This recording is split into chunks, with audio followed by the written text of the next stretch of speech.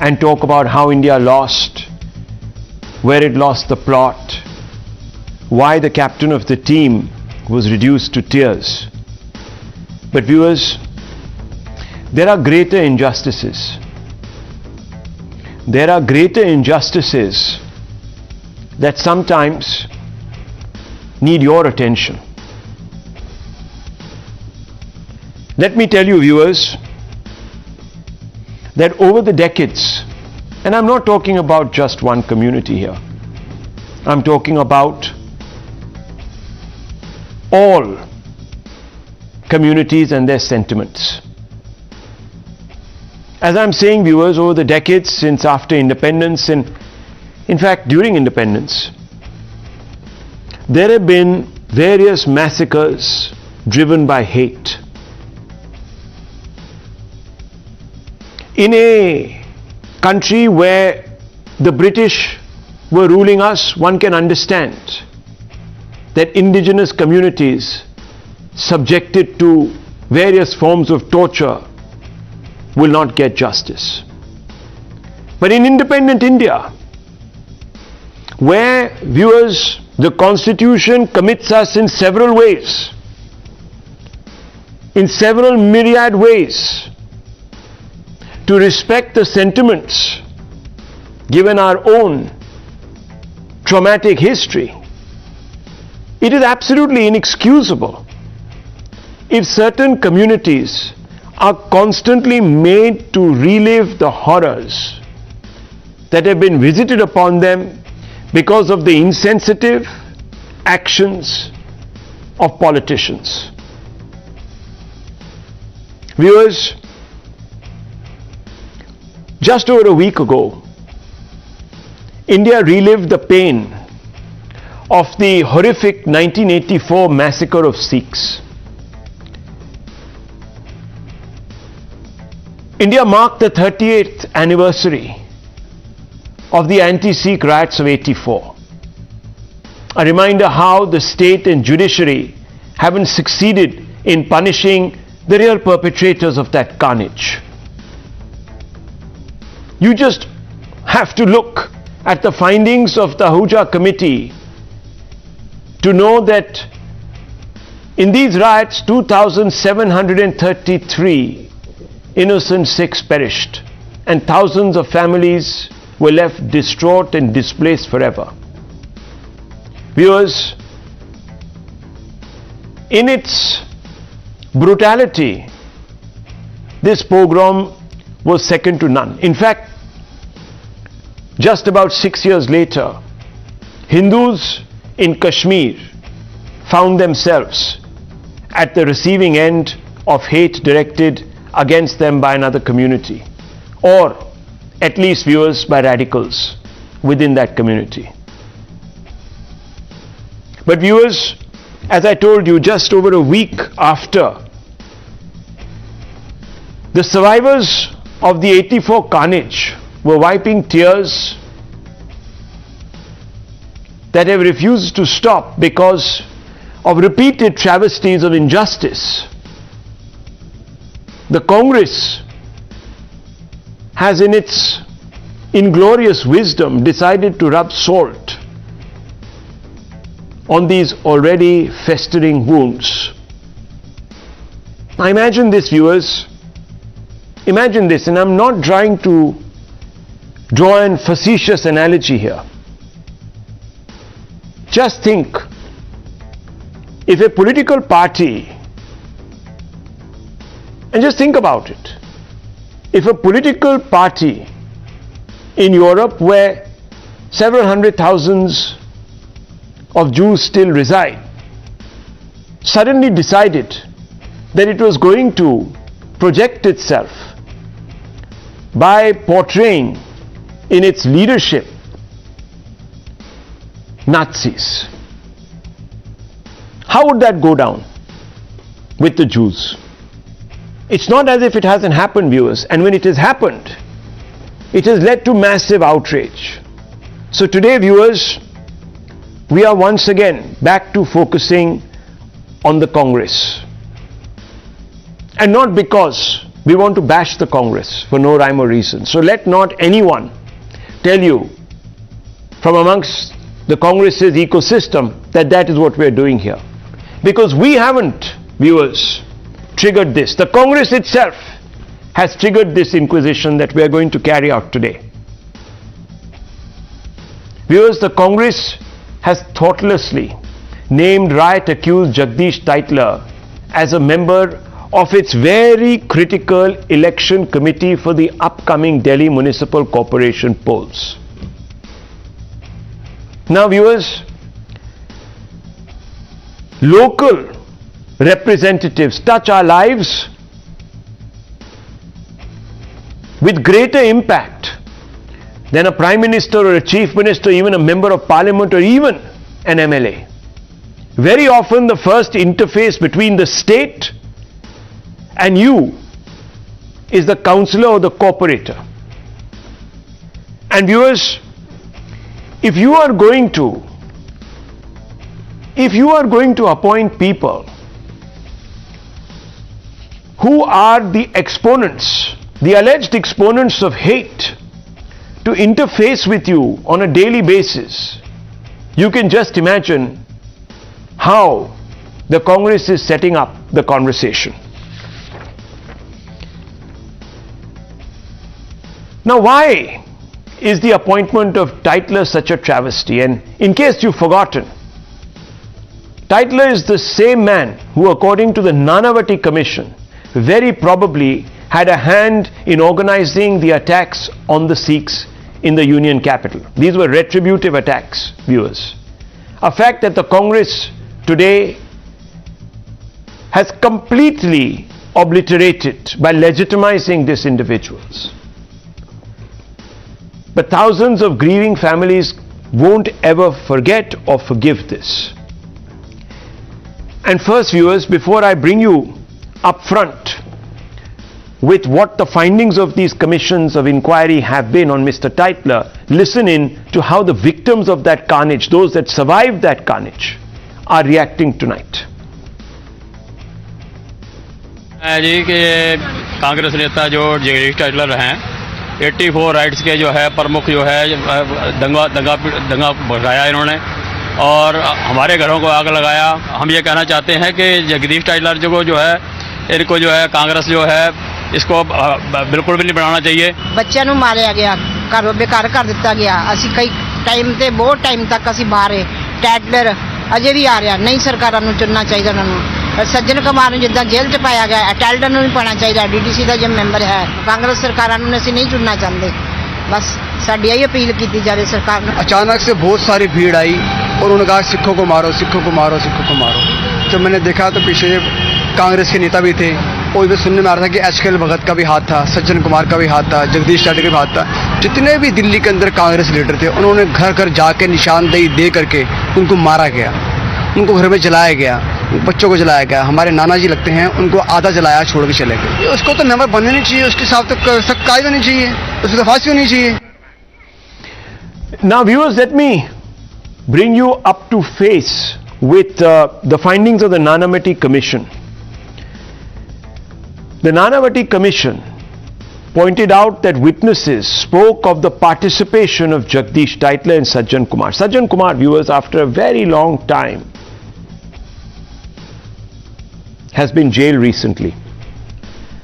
Credible evidence is at hand against Jagdish Tytler. Very probably he had a hand in organizing the attacks on Sikhs. Not my words, the Nanavati Commission inquiry report. Now, viewers, if this is the case, why is the Congress legitimizing this individual? Obviously, viewers, obviously, it is because it is put politics, the desire to win over A, propriety, and B, principle, moral principle. Now, viewers, let me tell you, this happened on a day when Rahul Gandhi appealed to the youth of this country as he has been undertaking a Bharat Jodo Yatra. He came out and let's have a look at that tweet put out by Rahul Gandhi today. He said, I have only one message for the youth of India. Remove hatred from your heart. Work for the country. Nizam bhai, if we can just pull out that tweet, there it is. I have only one message to the youth of India. This is what Rahul Gandhi said today. Remove hatred from your heart. Work for the nation, for the welfare of the country.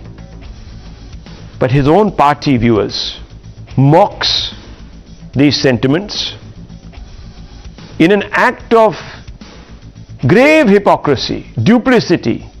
It includes Tytler, who is a figure of hate, intolerance, bigotry for the Sikh community, in a poll panel for the very critical MCD elections that are about to take place in the city.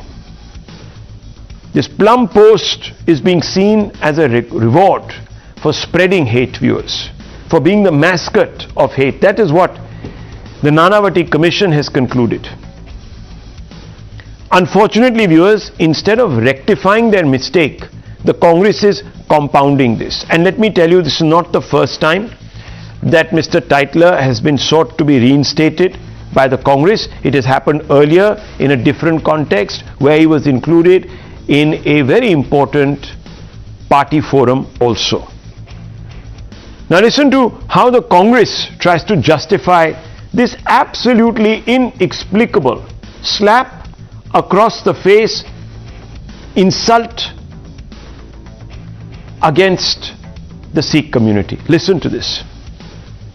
जो जो दोषी थे, यही एक party है जो दोषी के ऊपर पूरी तरह से हमने कार्रवाई भी की। अगर हमारे कोई भी सदस्य किसी तरह से अगर किसी तरह से सम्मिलित हैं, कोई भी किसी तरह के गलत काम में, तो कांग्रेस पार्टी ने कभी नहीं बख्शा। मोदी जी जैसे नहीं है। अगर मान लीजिए हटा देते तो आप कल बीजेपी बोलती कि जगदीश टाइटलर को जो है आपको मालूम है कि उसने जो गलत काम किया इसलिए आपने हटाया, कुछ भी बोलते, बोलने के लिए तो बहुत सारे लोग हो जाए। देखिए, भारतीय जनता पार्टी का काम है सांप्रदायिकता फैलाना, धर्म के नाम पे राजनीति करना और इस तरीके के माहौल को पैदा करना कि जहां पर एक कंफ्यूजन पैदा हो। Now viewers, we began by showing you certain visuals and I want to refer you back to those visuals. Just a few days ago on Guru Purb, Kamal Nath decided that he would attend a function being organized by the Sikh community, and there, viewers, he was booed. So these wounds are still raw. That was majorly embarrassing for the Congress. He was heckled out. His presence sparked an outrage. And I'm talking about November 8th, viewers, not very far back in time, 2 days ago. Yet, within 48 hours of that, they put Tytler.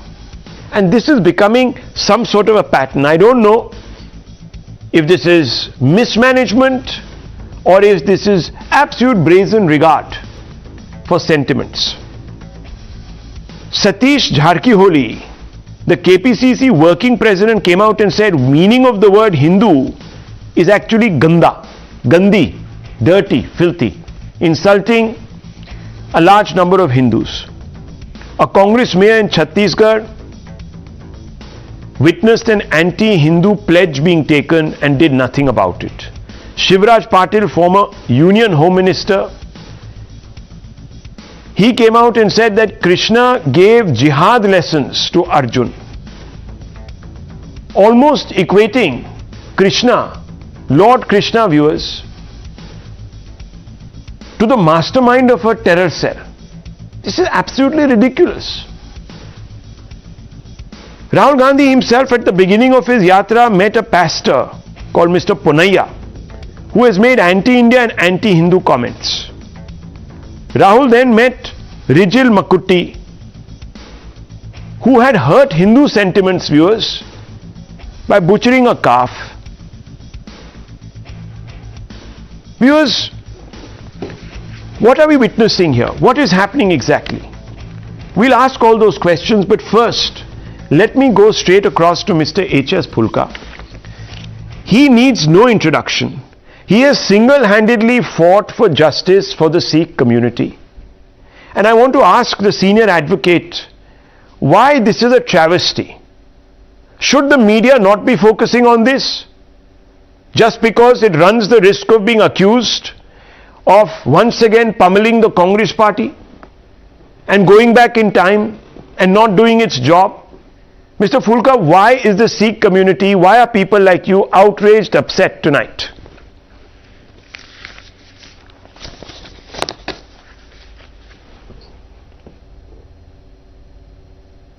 Can you hear me, Mr. Phulka? Yes, now I can hear you. I'm sorry, voice is not very clear. Yes, I'm only asking you, Mr. Phulka, why is the Sikh community so upset today with the elevation of Mr. Tytler to a very critical panel? You see, two things I would say, Rahul. First of all, right from day one, the Congress has been trying its best to shield Tytler. First, when the Nanavati committee report was placed in the parliament on 8th of August 2005, then the Manmohan Singh government informed the parliament that no case is going to be registered against Sajjan Kumar and Jagdish Tytler. Jagdish Tytler was the minister at that time. For 3 days, the parliament could not function because other than Congress or political parties, they criticized the government. Ultimately, on 10th August, in the Lok Sabha, 11th August, in the Rajya Sabha, the Prime Minister had to make a statement and accepted that they will register a case against Jagdish Tytler. In 2005, this case was registered, but due to the influence of the government, hurriedly the charge sheet, the closure report was filed in 2007. And within a month of the filing of this closure report, the court rejected it. On 18 December 2007, court rejected the closure report and sent it back for investigation. Then again they filed the second closure report. And in April 2013, the court rejected the second closure report. They again filed the third closure report. And the third closure report in 2015, 4th December 2015, the court passed the order of rejecting this third closure report also. Now the investigation has been going on. This case is now, this is the order of the judge. It is pending before CMM Anjani Mahajan. Then this is the order. On the last date, she had directed the CBI to file the status report. Court is now monitoring this, the investigation, and the next date is 23rd December 2022. That is one. Now number two, why the Congress is doing it again and again? The reason is that what I have written, what I held a press conference and I have written a letter to the Prime Minister, that now there is enough evidence to show that this whole massacre was planned before 31st of October 1984. This was planned during the lifetime of Mrs. Gandhi. There are many instances, many facts which clearly show that kind of a preparation could not have been made within a day. The way they were carrying the list of the Sikh houses, that list cannot be prepared in a day because the Singh surname is used by the Rajputs and by the Jatsons. But the mob did not attack any house whose Singh surname of any Jat or of any Rajput. They had a precise list of the Sikh houses which cannot be prepared in Delhi in one day. This was kept ready. And even the mob attacked the house of Dr. Manmohan Singh in Ashok Vihar on 1st November 1984. And they had the list of Dr. Manmohan Singh's house also. Number two, everywhere in Delhi the mob was using a highly inflammable powder. That inflammable powder is not available openly in the market. And everywhere the mob was led by the expert people who were expert in using that powder. Now you and me will burn our arms and hands. We cannot use. So this powder cannot be kept and arranged within 24 hours or one day. This was already kept ready. Then when the pattern the mob gave, there are many indications. And I tell you, now there is enough evidence. There is one ex-raw officer, senior officer, has recently written in his book that in July 1984, the director, Gary Saxena, when he told him that there is likely to be attack on Mrs. Gandhi. Gary Sisana told him that if there is attack on Mrs. Gandhi, then there will be massacre, large-scale massacre of the Sikh, killing of the Sikhs in Delhi. And that's precisely what happened. Then Mr. Malakhan, who was the member of parliament at the time of Nanavati Commission, he also came and said that he met Mr. Kao in July 1984. And he also got the impression that they had got some kind of a plan. Now what kind of this government is? I mean, the Prime Minister and the government is itself planning that if somebody attacks the Prime Minister, if there happens to be a Sikh among the attackers, then go and massacre those poor people in the Tarokpuri or Sultanpuri. When those people in Tarokpuri or Sultanpuri, everybody had a photograph of Mrs. Gandhi in his house. When those people who worshipped Mrs. Gandhi, they went and massacred them. Okay. Just because somebody, the killer happened to be a Sikh, whom they killed on the spot, and they went and killed thousands and thousands. And this pre-plan was executed by the next Prime Minister, Rajiv Gandhi. Okay. Narasimha Rao, Home Minister, was sidelined. Direct instructions were coming. There is enough evidence of that. Even I.K. Gujral had deposed before Nanavati Commission. Okay. So let me get the Congress into this conversation. Mr. H.S. Fulka has very methodically placed what he believes is the truth before us.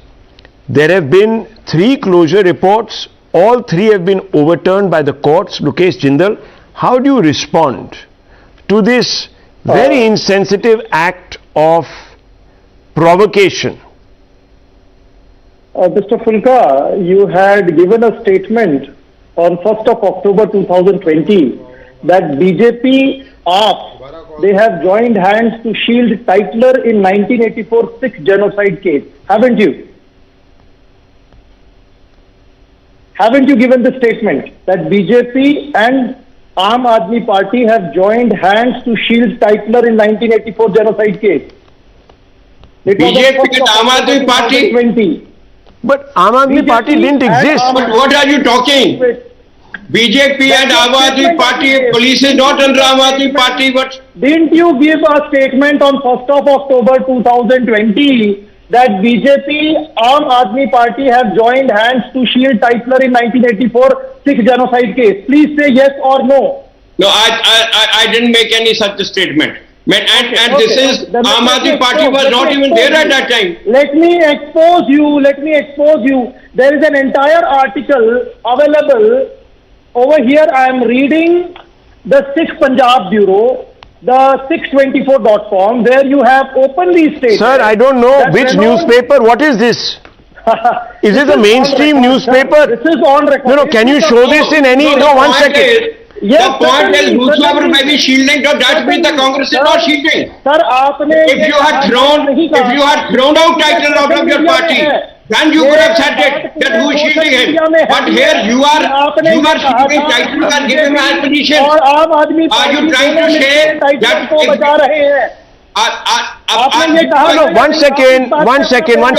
Lukesh Jindal. 1 second, just 1 second. Even if, let's say, 1 second.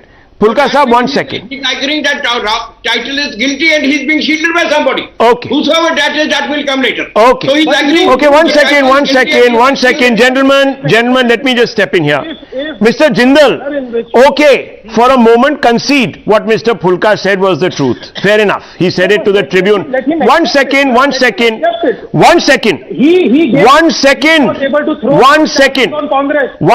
Mr. Jindal. Can you allow me? Are we today saying, whether it is the BJP or the SAD or the Congress, whoever it is, I'm only asking you a larger question, sir. Are we today in doubt about Mr. Tytler's taint? When, let me finish. Okay, now 1 second. Mr. Jindal, listen to me, please. Listen to me. Give me 30 seconds. I'm just using some basic logic. For many years, and let me bring in Nalin Kohli here also, as well as the other advocate, Mr. Bhandari.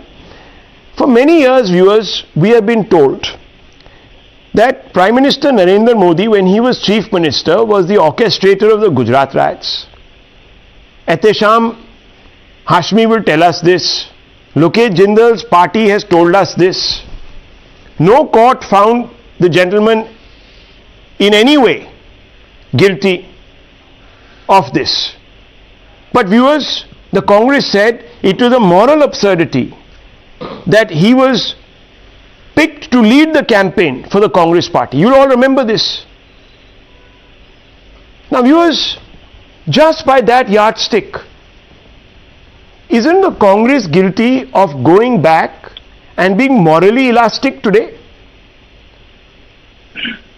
Mr. Jindal, Can I answer? it doesn't matter what Mr. Pulka said. No, let me. I only want to ask you, if Mr. Tytler is being shielded, that means he must have something to hide. And if he has something to hide, Three CBI cases, and all the three CBI cases, they have gone to the extent to say that can't implicate an innocent Mr. Tytler in 1984 riot case just to satisfy someone's ego. This is what is the statement on record. So the Congress says, let me bring in Nalin Kohli. So the Congress says he has not been. And court is now monitoring. That is the reason court is now monitoring, because the 3 times the CBI has gone wrong. This is the first time. I think for the 3 times the CBI disclosure report was rejected by the court. The very the court has said, see this on whose order of the evidence court. You are placing all these forms of accusations. He has retracted from his statement. You only know that. Viewers, you know let me come in here. Fair enough, Mr. Jindal. Fair enough. The Congress party stand, Mr. Jindal's stand, and he doesn't care about Sikh sentiments. It's quite clear. Has said, if the courts haven't said so, let me finish. If the court said so, it's okay. On what basis you say this? It's obvious. You're brazening it out. Here is a Sikh, H.S. Fulka, who is pointing out to you that the CBI has been wronged by the courts, has been proven wrong, and you will still continue to defy this. You tell me something. You show Mr. Kamal Nath. Let me show you. No, I'm asking. I'm not going to shout. I am not going to shout. Behave like an anchor. It is pretty clear. It is pretty clear, Mr. Jindal, that you don't have any regard for. No, I'm only asking a simple question. No. Please be very I am asking you, are you today, let me ask you this question, are you today disregarding what Mr. Phulka has had to say to us about his opinion, 1 minute, and the court's rejection of not 1, not 2, but 3 closure reports on Mr. Tytler? If you are prepared to disregard it, I can come out and say that you have no regard for a Sikh gentleman's view. Very simple. Mr. Phulka, he held Congress party responsible for shielding Mr. Tytler, and now on record he went on to say that Aam Aadmi Party and BJP, they have joined hands so as to protect and shield Mr. Tytler. I want Mr. Phulka to first come clean on this, and then I'll answer the next question. Mr. Phulka, go ahead. I haven't made any such statement, number 1. Number 2, not even taking that I have made a statement. Does it mean that they should honor Tytler, put him on the high post, put him in the high positions? So what Mr. Jindal is now saying, that I am saying Tytler is guilty. Tytler is guilty, he's been shielded. Now who is shielding him? Now the point is this. Now that according to the court, there are 3 murders, but 3 Sikhs were burnt alive in Gurdwara Pulbangash. The court had directed that the CBI should investigate and reinvestigate those 3 murders. The court had directed it. Now after this, who is shielding that 3 times, the first time in the history probably of the CBI and the country, 3 times the CBI has gone wrong, tried to favor a person. The court had to intervene. The court indicted the CBI. The last order I am showing you, this is the order of 28th of October 22. This is the order 28th October 22. The judge has again criticized CBI I have been following the case very well. Okay. But what I am So one now second, we are Mr. talking, Jindal. because we Mr. need to be very Jindal, clear if the where courts to drag the party and then have not the to drag courts, the party. 1 minute, Mr. Jindal, have the courts given Mr. Tytler a clean chit? Simple question. Yes or no? But has the court I'm not asking you about that. I'm asking you a simple question. Mr. Jindal, Mr. Jindal, okay. So here it is, viewers. You judge for yourself. If Mr. Jindal has any, no, one second. Unless proven guilty. Okay, Mr. Jindal, you're a lot of hot air. You shout a lot. I'm not going to bandy words with you. I promised myself this. Okay, but let me tell you one thing, viewers. If a man is not beyond suspicion, if a man is still today viewed with suspicion in the eyes of the law, if he has not been given a clean chit, because it has become a farce of a trial which has been going on, viewers, for years altogether, should you legitimize that man who is under the shadow of suspicion by giving him a post? It all boils down to this, and if you do, it's quite clear you don't care about the sentiments of a community that would be upset by this. Now remember, viewers, let me tell you one small thing, and I want you to pay attention to this. For a long time, the Congress party said that Sajjan Kumar was being made a scapegoat. For a long time. Viewers, Mr. Phulka was convinced of Sajjan Kumar's guilt. Mr. Phulka goes on to fight a case against Sajjan Kumar. Where is Sajjan Kumar today? Sajjan Kumar was a Congress leader, defended tooth and nail by the Congress party, made a minister. Where is he today, viewers? He's a convict. In which case? The 1984 Sikh riots cases.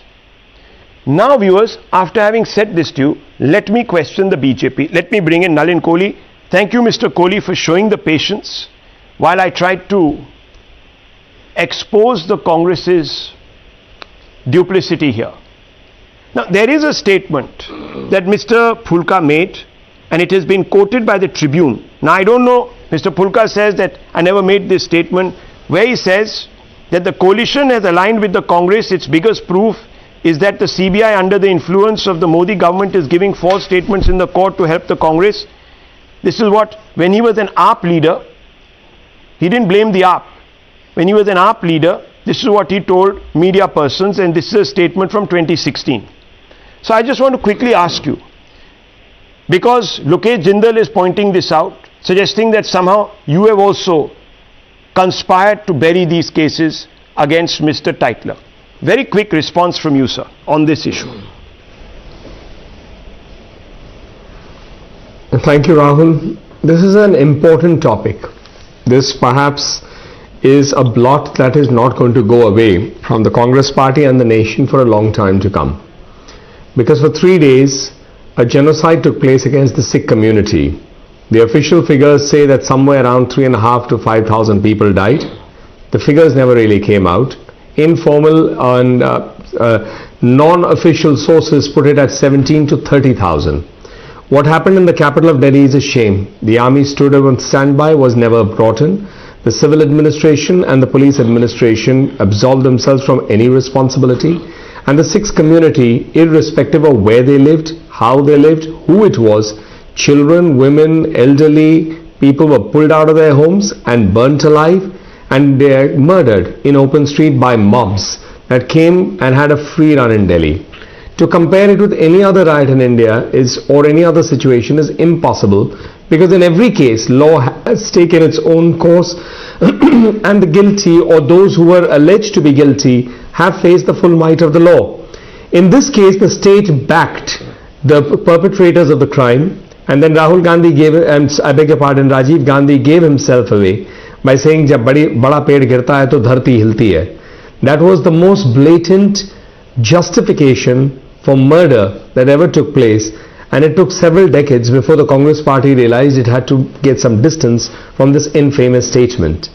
So it is a situation that will bring up emotions for any sound Indian, and of course people are going to be agitated when they see those who were perceived to be guilty and protected by the state. And as we have seen, closure report after closure report, in a sense rejected by the court, Therefore, it's a sore point. Now, out of the blue, when the Congress party brings back Mr. Tytler, who was perceived always to have played a very active role with other leaders, into as a campaign face in Delhi, it begs three questions. One, is this the Bharat Jodo concept of Rahul Gandhi? Two, has the Congress party really become so bankrupt in leadership that it has to actually pick up someone whose presence is going to ignite very, very strong passions and bring back pain and suffering? And three, is that what is the Congress party's message to the Sikh community after they famously claimed that they gave this country a Sikh Prime Minister? All three are pertinent questions that have to be answered. Okay, very quickly, Mr. Ehtesham Hashmi, a quick response to the BJP, a quick response to Mr. Fulka, who believes that the elevation of Mr. Tytler is an insult to the Sikh community. Do you share this point of view? My sentiments are... Or do you reject it? See, my sentiments are with my Sikh brothers and Mr. Fulka. And one more thing, that we should not use the different yardstick for samely kinds of place persons. On one hand, you are trying to defame, you want to say that Tytler must be behind jail. And on another hand, you are making a terrorist a member of parliament like Sadhvi Pragya. So we should be fair, we should be justified in our approach. We should not target one particular community and we should not favor one particular community. As a lawyer, as a citizen of India, it's my duty to uphold the constitution, equity and justice. I am not supporter of any kinds of violence, either it's a violence related to Sikh community or violence related to Hindu community or Muslim community. We should use the same yardstick. And since last 14 years, BJP government is in power. They are having their own law minister. So what prevented the BJP law minister and BJP government in putting all those persons who are behind the Sikh massacre and Sikh riots, why they are not putting those accused in jail? Because they also want to take political mileage out of this situation. That's why they are trying to instigate this issue of Tytler issue. Let me bring in Mr. Kohli to respond to you. There are so many issues are pending adjudication Let me by get Mr. Honorable Kohli Prime Minister of India. But okay, let him respond to you. Mr. Kohli, Ehtesham Hashmi says that we can't have two separate yardsticks. You can't have Sadhvi Pragya, an MP given a ticket, etc., elevated to all sorts of posts, and you certainly can't therefore also have Tytler. Both have not been given a clean chit.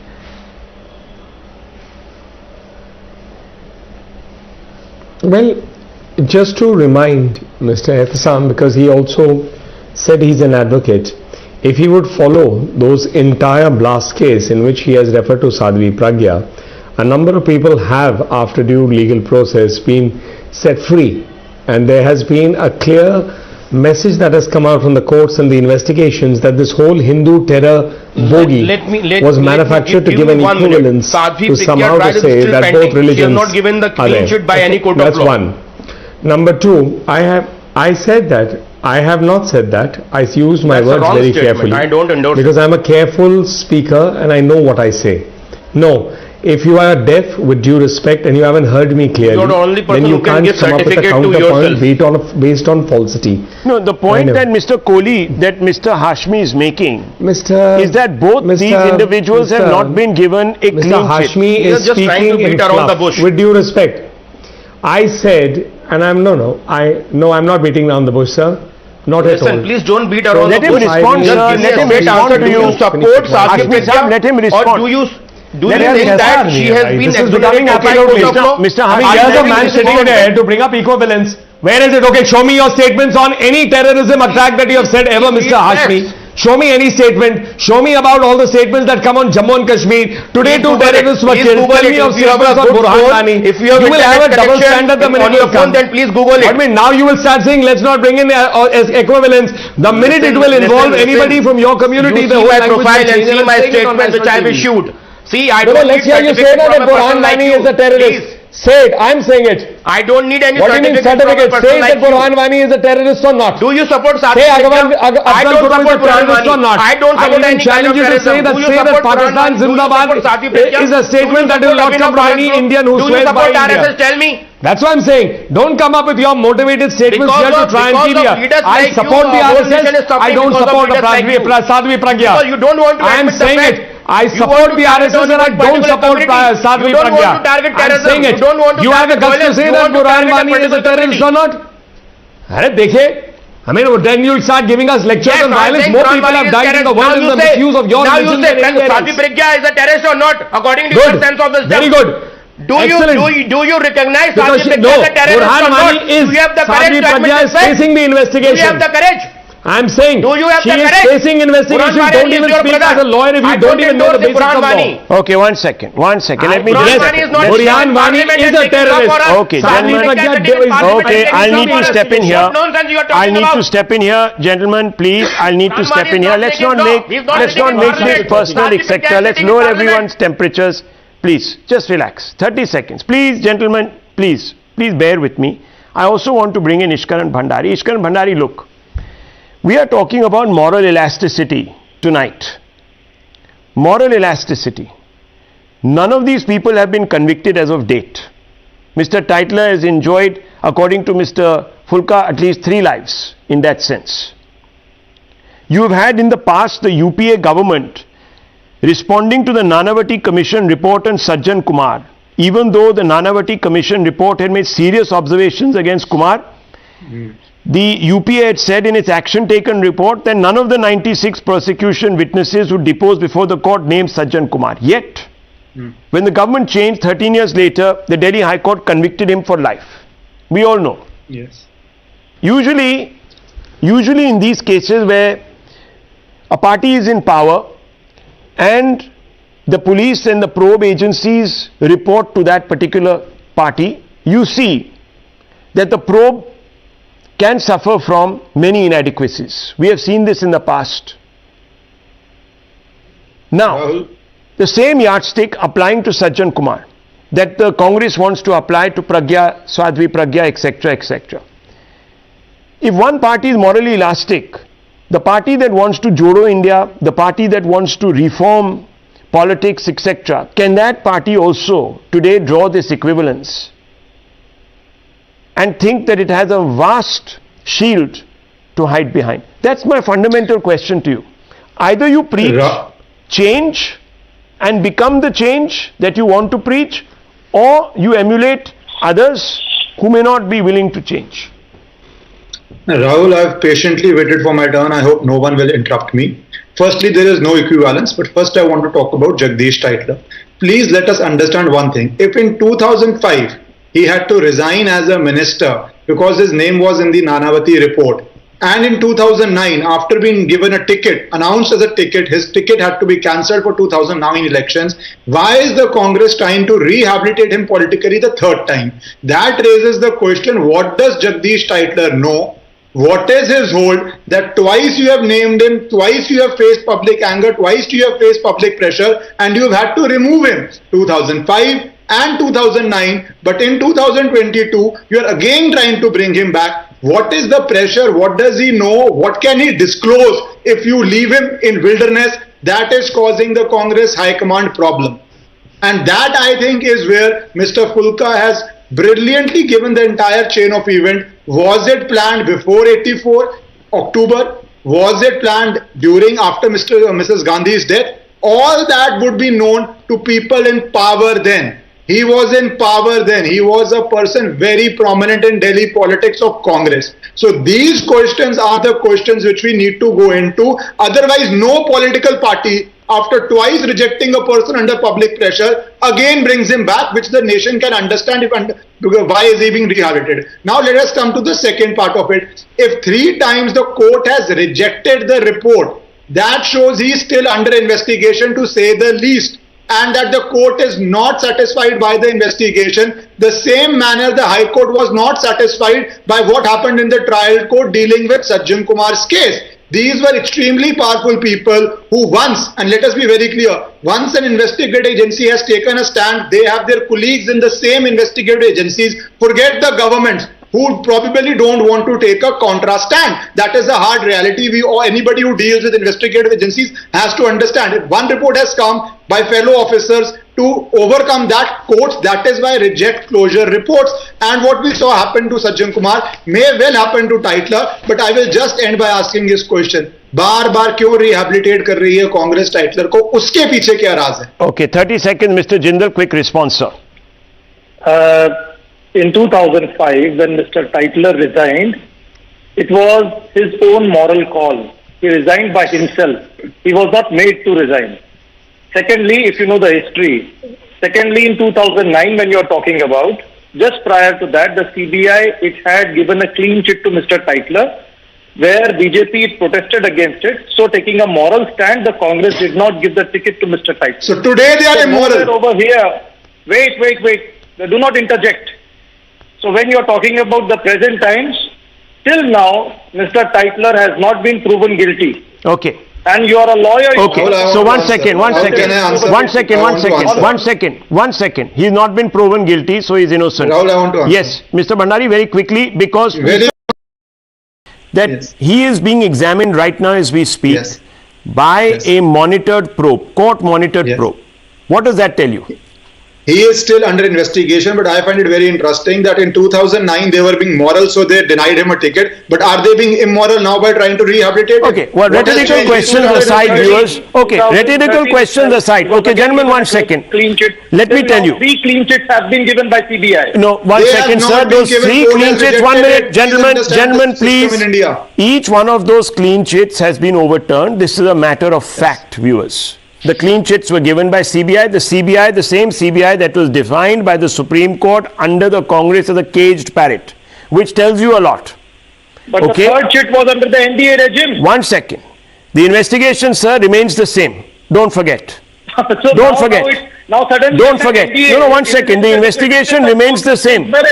The investigation, the clean chit might have come under the NDA because the investigation would have been going on for 3 years. Only going to be accepted by But today, sir, there is a new inquiry and it is being monitored, and it is in the result of one of those inquiries that Sajjan Kumar, who was thought to be guilty, has been convicted. So, if this person is still being investigated, can we rule out a conviction? No, we can't, viewers. We don't know. It's best left to the courts to decide. But till there is no clean chit, the Congress should consider, and we can only appeal, viewers, we can only appeal. Since Rahul Gandhi himself says, let's take the hate out of our hearts, we can only appeal to the Congress party. Now, that's all I'm saying, viewers. Under trial. All I'm saying, I agree with you, Mr. Jindal. Mr. Jindal, do you want to be, okay, fair enough. You are right to say hypocrisy. Is this the kind of journalism sir, excuse me, Mr. Jindal, excuse me. Yes, please. I am saying, I am the one who asked the question. Don't try to sit here and now shoot the anchor and the messenger, okay? I asked the questions, saying, how is Miss Sadhvi Pragya sitting in Parliament? But if that is your best defense, then, sir, the Congress party... Let me finish, Mr. Jindal, now please. I need to wrap out of this, okay? If that is your best defense, then, sir, if you measure your morality by what another party is doing, then, sir, you don't represent change. Two wrongs you are not cannot walking. make a right. You are not walking, exactly. You are not walking the talk that your leader is walking today all over India, spewing. If that is the standard you want to hold yourself by, it's your lookout, and the viewer is going to judge. It's no one else's lookout. Then don't complain about the result from the voter. You want to do what others are doing. You want to make 2 wrongs into a right. Your call, not my call, sir. Your call. Go ahead. Rahul, then test your conviction. Then test your conviction on the ballot. Then just I'm not, sir. I'm saying so. I'm saying so. If you want to also do what other parties are doing, and if you think it's okay, that is a decision that you have taken in all your wisdom. Is there anything wrong in saying that? No.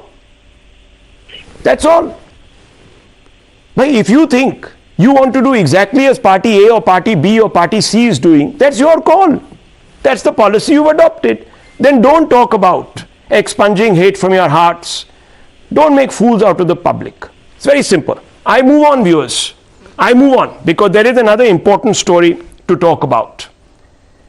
The Enforcement Directorate, viewers, claims to have uncovered a carefully crafted web of deceit, denial and obfuscation by those who hold high positions of power in the Delhi government and the AAP party establishment.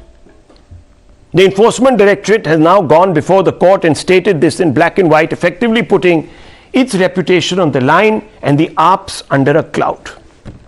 The ED has first alleged that powerful coterie in the AAP and a cartel of liquor barons and bureaucrats systematically tried to allegedly wipe out all traces of incriminating digital evidence after the ED began its probe into the new excise liquor policy. Now sample this, viewers. In a remand note where it is seeking custody of one of the accused in this entire case, the ED says large number of mobiles changed by the accused and the suspects. All 34 important persons accused changed 140 phones. Phones changed with the intention to destroy digital evidence. They include main accused, liquor barons, government officers.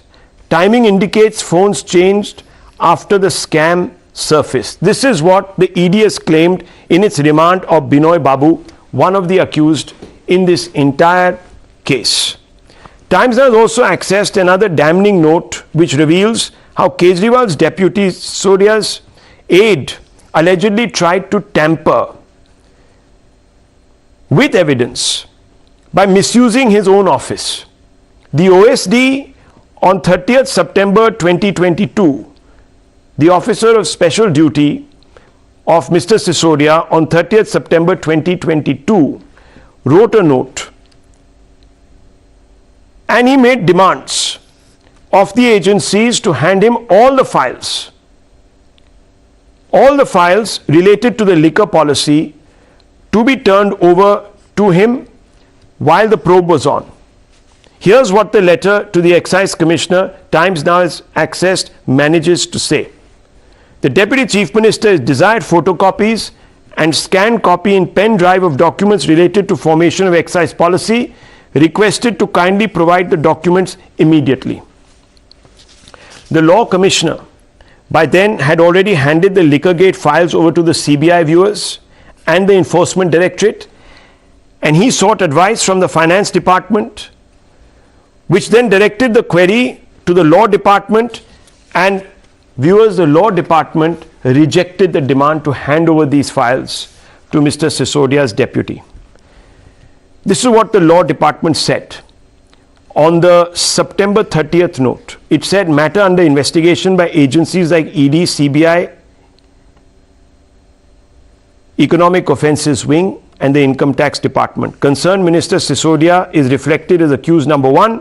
Normal procedure of transaction of business not applicable. Minister not empowered to call for papers from a department now. So let's ask some basic questions here.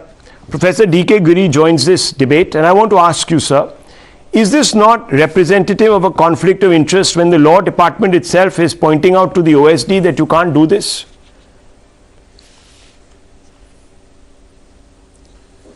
No, the law clearly states that unless someone is convicted and imprisoned for 2 years, he will not lose his membership. Okay. Thereby it means that the minister stays in power. In a democracy, minister is the executive head, and he was not tampering with the evidence. He has asked for the files. Okay. He might have wanted to see something. Unless we want to have a fundamental discussion on who rules the country, whether the ministers or the bureaucrats, I do not know. I'm not a lawyer. I cannot contradict the Law Department. Okay. But as a student of politics and democracy, all I know is that minister is the head of the government. He remains a minister. Okay. He has the right to call for files. Mr. Kohli on this, national spokesperson of the BJP. Mr. Kohli, a response to Mr. Professor D.K. Giri. I don't know what Mr. Giri is saying. Mr. Giri has gone somewhere else. The fact of the matter is, why do you need all official documents on a pen drive? If he's a minister, he can refer to his documents and ask for them. The files will come. If it's an electronic system, he can access it.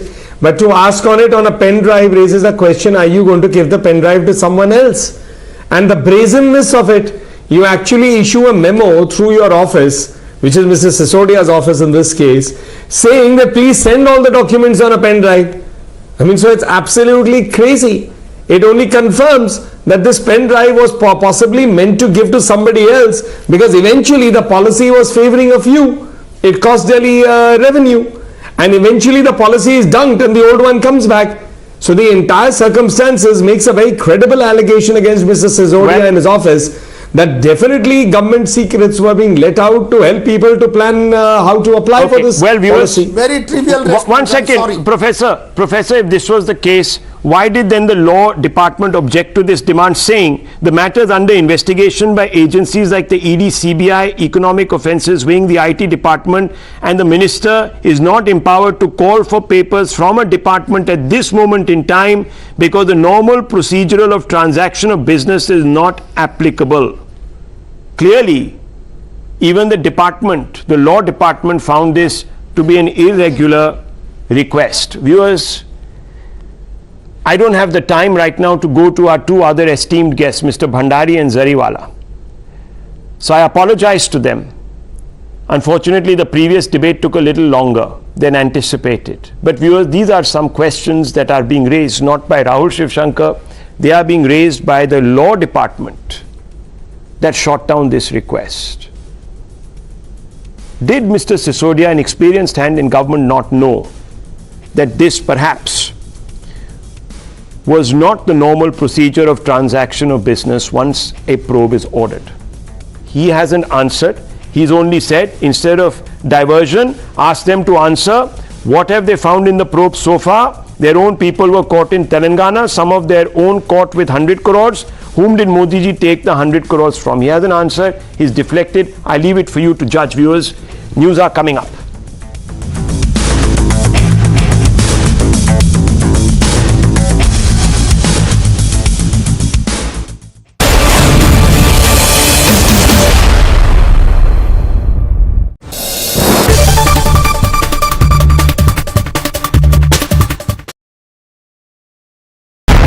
Most pressing issues, the most informed minds,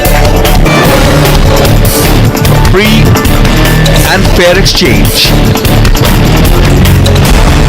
Converse India with Rahul Shivshankar. आपको सब film star ही चाहिए मथुरा में? नहीं हेमंत कन्हैया जी ने भक्त चाहिए कल रात की सावन कर ऑल्सो बिकम.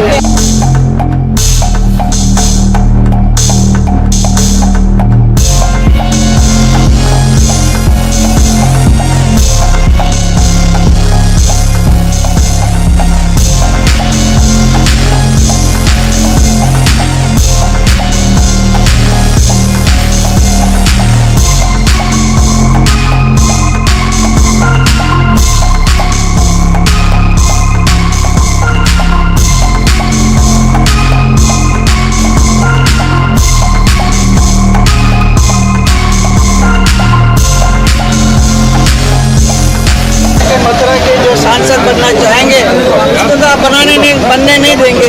आप दिमाग में सबको ऐसा डाल के रखेंगे फिल्म स्टार ही बनेगा. आपको सब फिल्म स्टार ही चाहिए मथुरा में.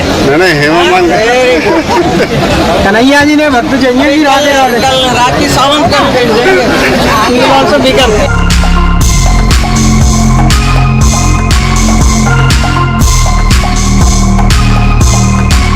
बहुत अच्छी बात है.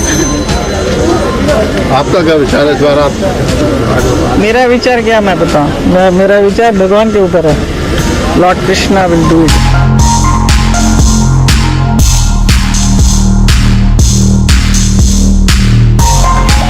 मैं तो देश की सेवा के लिए ही पैदा हुई हूँ और मैं देश की सेवा करना चाहती हूँ. और क्यों नहीं, हमारे मोदी साहब, हमारे प्रधानमंत्री जी चाय बनाते बनाते प्रधानमंत्री जी पीएम बन सकते हैं, तो मैं बॉलीवुड में काम करते करते सीएम क्यों नहीं बन सकती हूँ? डेफिनेटली मैं बनूंगी. आप सबका आशीर्वाद चाहिए. तो 2024 में अब आप मुझे चुनाव लड़ते हुए देखेंगे. किसके अपोजिट, ये सरप्राइज है.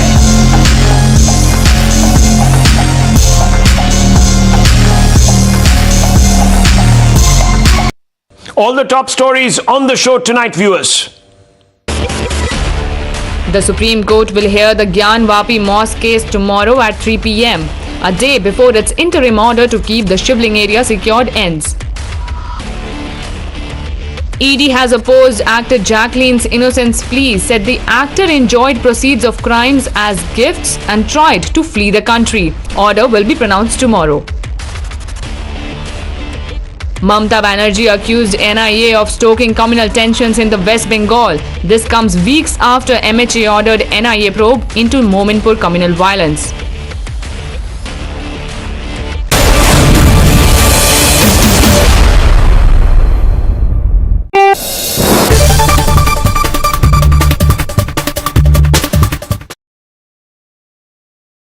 The most pressing issues, the most informed minds, free and fair exchange. Converse India with Rahul Shivshankar. आपको सब फिल्म स्टार ही चाहिए मथुरा में। नहीं हेमा कन्हैया जी ने भक्त चाहिए जी कल रात की सावन का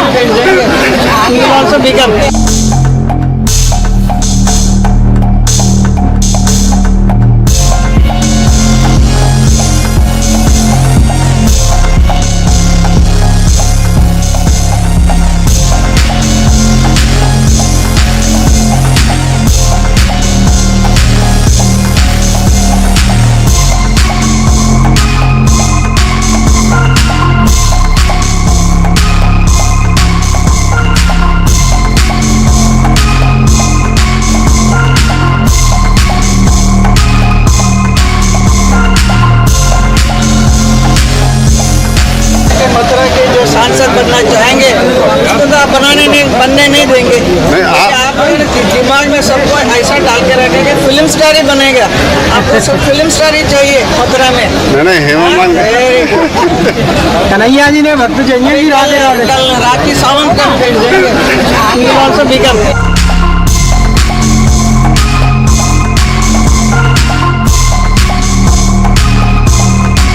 बहुत अच्छी बात है। आपका क्या विचार है इस बार? आप मेरा विचार क्या मैं बताऊं? मेरा विचार भगवान के ऊपर है। Lord Krishna will do it.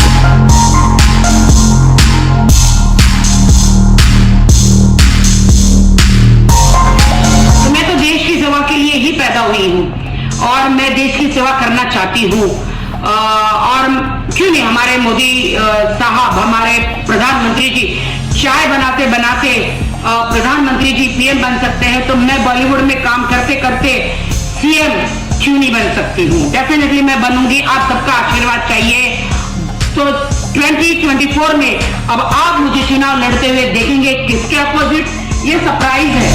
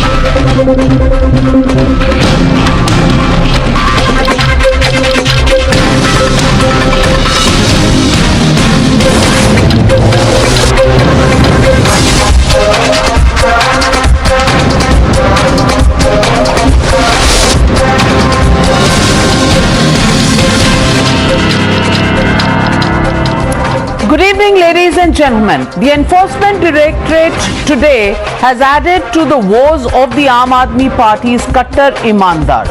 The investigation agency, which is in the hot pursuit of Kejriwal's inner team, opened a Pandora's box that may have added to the woes of Mr. Manish Sisodia and company when it comes to the contentious Delhi liquor case. Let me give you a lowdown of the stunning charges made in the remand note of Binoy Babu and Sarath Reddy, two people arrested in connection with Lekagate from Telangana. For the very first time, the agency on record stated that bribes worth 100 crores have been paid, and that is stated in these documents. But what's damning is that these charges might spell trouble for Manish Sisodia. The Excise Department listed several reasons for the over 2,600 crore revenue loss. It cited how it incurred due to the losses of license fee because various factors like non-opening of L7 liquor vends due to Delhi High Court, the COVID waiver, etc. led to these losses. But what it fails to explain is how they collected only rupees 5,037 crore as license fee when the license fee from November 17-21 to August 31 should have been about 7,000 odd crores. The Enforcement Directorate has revealed another powerful coterie in the Aam Aadmi Party, a cartel of liquor barons, bureaucrats that systematically tried to wipe out all the alleged traces of incriminating digital evidence after the ED began its probes into this case. This remand note says that 34 people involved in the excise scam, including the excise minister named here, Mr. Manish Sisodia, changed 140 phones, destroying some of the hardware to destroy evidence. 34 people, 140 phones being changed, destroyed to destroy digital evidence. This is what this remand note says. Why the Enforcement Directorate believes that there is a nexus between netas and liquor manufacturers is because the excise policy was put on the website on the 5th of July 2021, but the agency has evidence and documents related to this policy which seem to have been leaked as early as May 31st to liquor barons themselves. Even the excise officials, it says in this remand note, were giving approvals not between 8 a.m. to 8 p.m. when the government offices were functioning, but between 10 p.m. to 7 a.m. in the morning, some of these licenses even being issued at 3 a.m. Now, which government department works between 10 p.m. and 7 a.m. is the question we must remember. Remember, Times Now also accessed the damning note which reveals how Kejriwal's deputy allegedly tried to access documents relating to Liquorgate, including the excise policy note and tender documents. The letter to the excise commissioner said, and I quote, Deputy Chief Minister has desired photocopies and scanned copy in a pen drive of documents related to the formation of the excise policy. Requested to kindly provide the documents immediately. Now, why would anybody need documents on a pen drive? If the minister in charge wants the files, he can always get the files. Why want it on a pen drive? Another question that needs to be answered. Despite the paper trail of alleged misuse of office by Manish Sisodia, the Deputy Chief Minister deflected blame on the BJP. And that's the tweet that he put out. He says, बातों को भटकाने की बजाय उनको अभी तक जांच में कुछ मिला क्या, ये क्यों नहीं बताते? On the other hand, the BJP said it's high time the Kattar Brush Sisodia is sacked. Listen in to the BJP's charge. Why was it required to get documents on a pen drive? If it was an official request, that request would have brought the files in the concerned paper to the minister's office.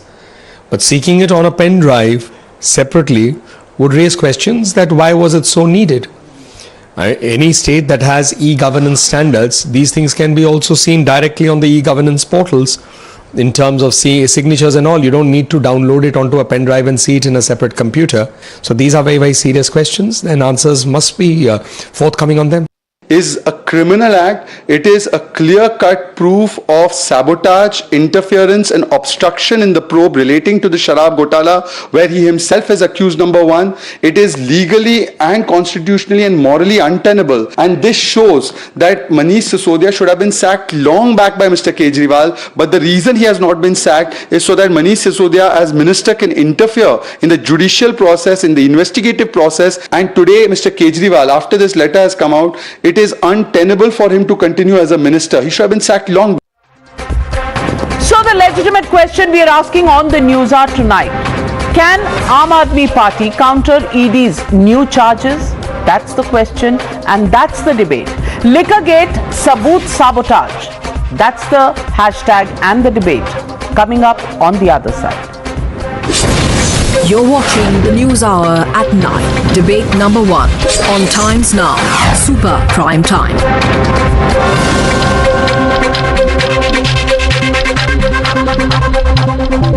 And joining me on the debate tonight, Dr. Sudhanshu Trivedi, Member of Parliament and National Spokesperson of the BJP, Karan Verma, author, joining me live on the Newshour, Parvinder Singh Sethi, political analyst, follows very closely the Aam Aadmi Party, Tehseen Poonawala, political analyst, Dr. Akash Deep Muni, political analyst, also follows the Aam Aadmi Party very closely. And Dr. Akash Deep Muni, it's to you that I want to pose the first question.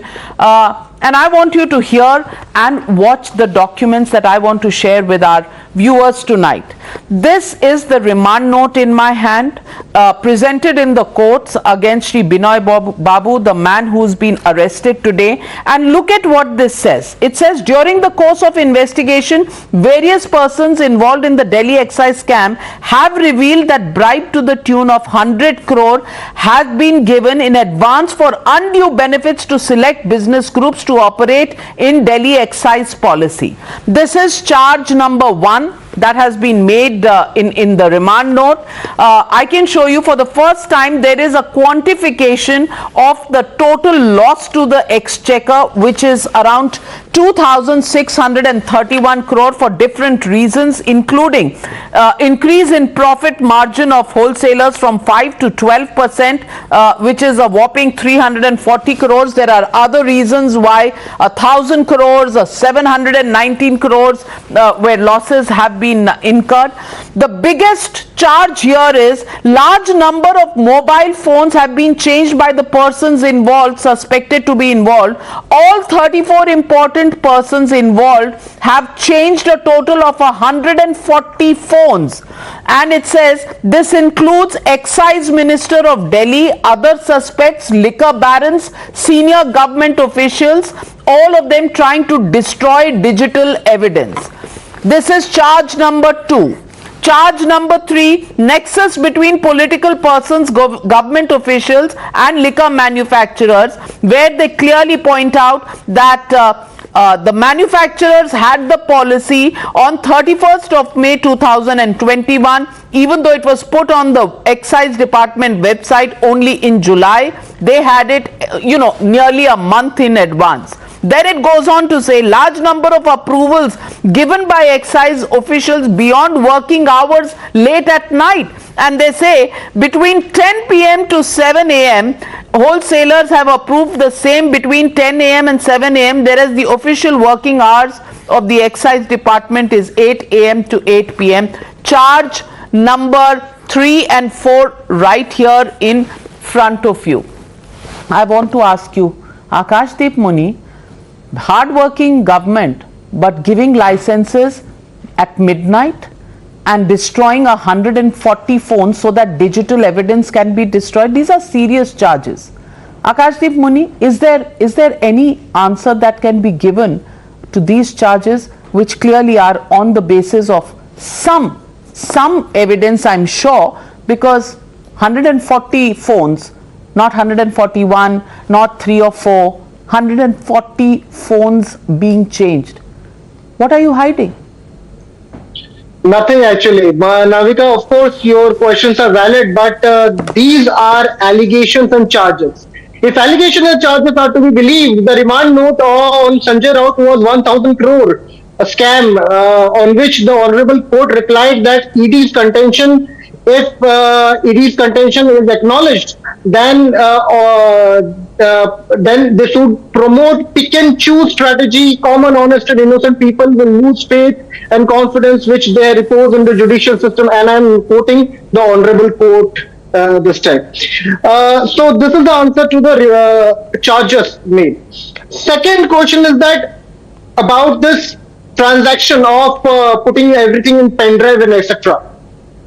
Now, as per the normal procedure of transaction of business of the GNCTD rules, this can happen in any state, in any ministry. Now, not allowing it to happen by the law ministry is a subjective term which has to be adjudicated by the court of law as per this the Indian Constitution. So there is no prima facie evidence till now. I have studied and I have replied on your channel itself number of questions that how this is not a scam. 500 raids have been conducted by the central divisions. Not even 1 rupee cash has been found. This shows clearly that there is no scam. There is just a witch hunt. Well, witch hunt, says Akashdeep Muni. Dr. Sudhanshu Trivedi, the ball's in your court.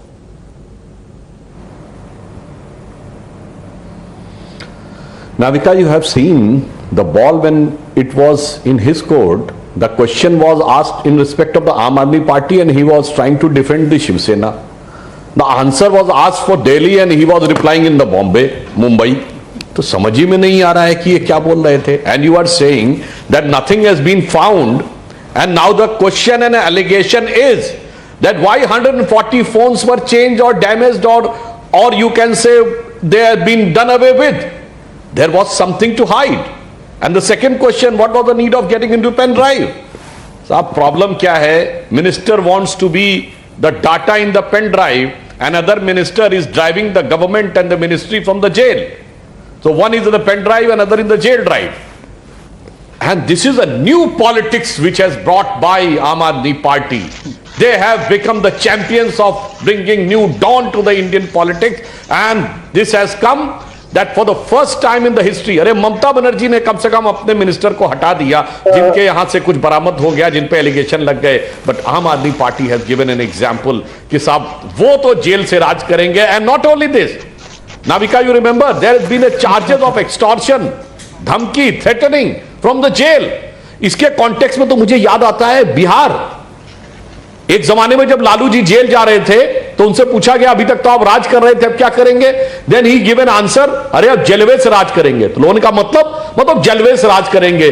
But there was a story that he was indirectly ruling from jail. Now here the Aam Aadmi Party model is directly ruling from jail. Directly ruling from jail. And not only this, किसी जमाने में SP के rule में और RJD के rule में बिहार और UP में आता था कि जेल से थ्रेटनिंग हो रही है, वो भी अब जमाने में होने लगी. And that too by the party जो कहती थी the moment allegation is there has to be a resignation and investigation should be afterwards. They have given a new model of politics, new model of probity of politics, new model of the chastity of politics. Sir, are you trusting Sukeshji? Sir, are you trusting Sukeshji? Whatever he is saying is right, sir? Do you think he is right, sir? Sukesh Ji. Sukesh Chandrasekhar. Everybody Chandrasekhar. No, the question of Sukesh Chandrasekhar, Akashdeep Muni will come later. The question here is not about Sukesh Chandrasekhar. The question is about why have 140 phone numbers been changed and phones been destroyed. It's a serious charge, which is why the question that Dr. Sudhanshu Trivedi is raising is extremely important.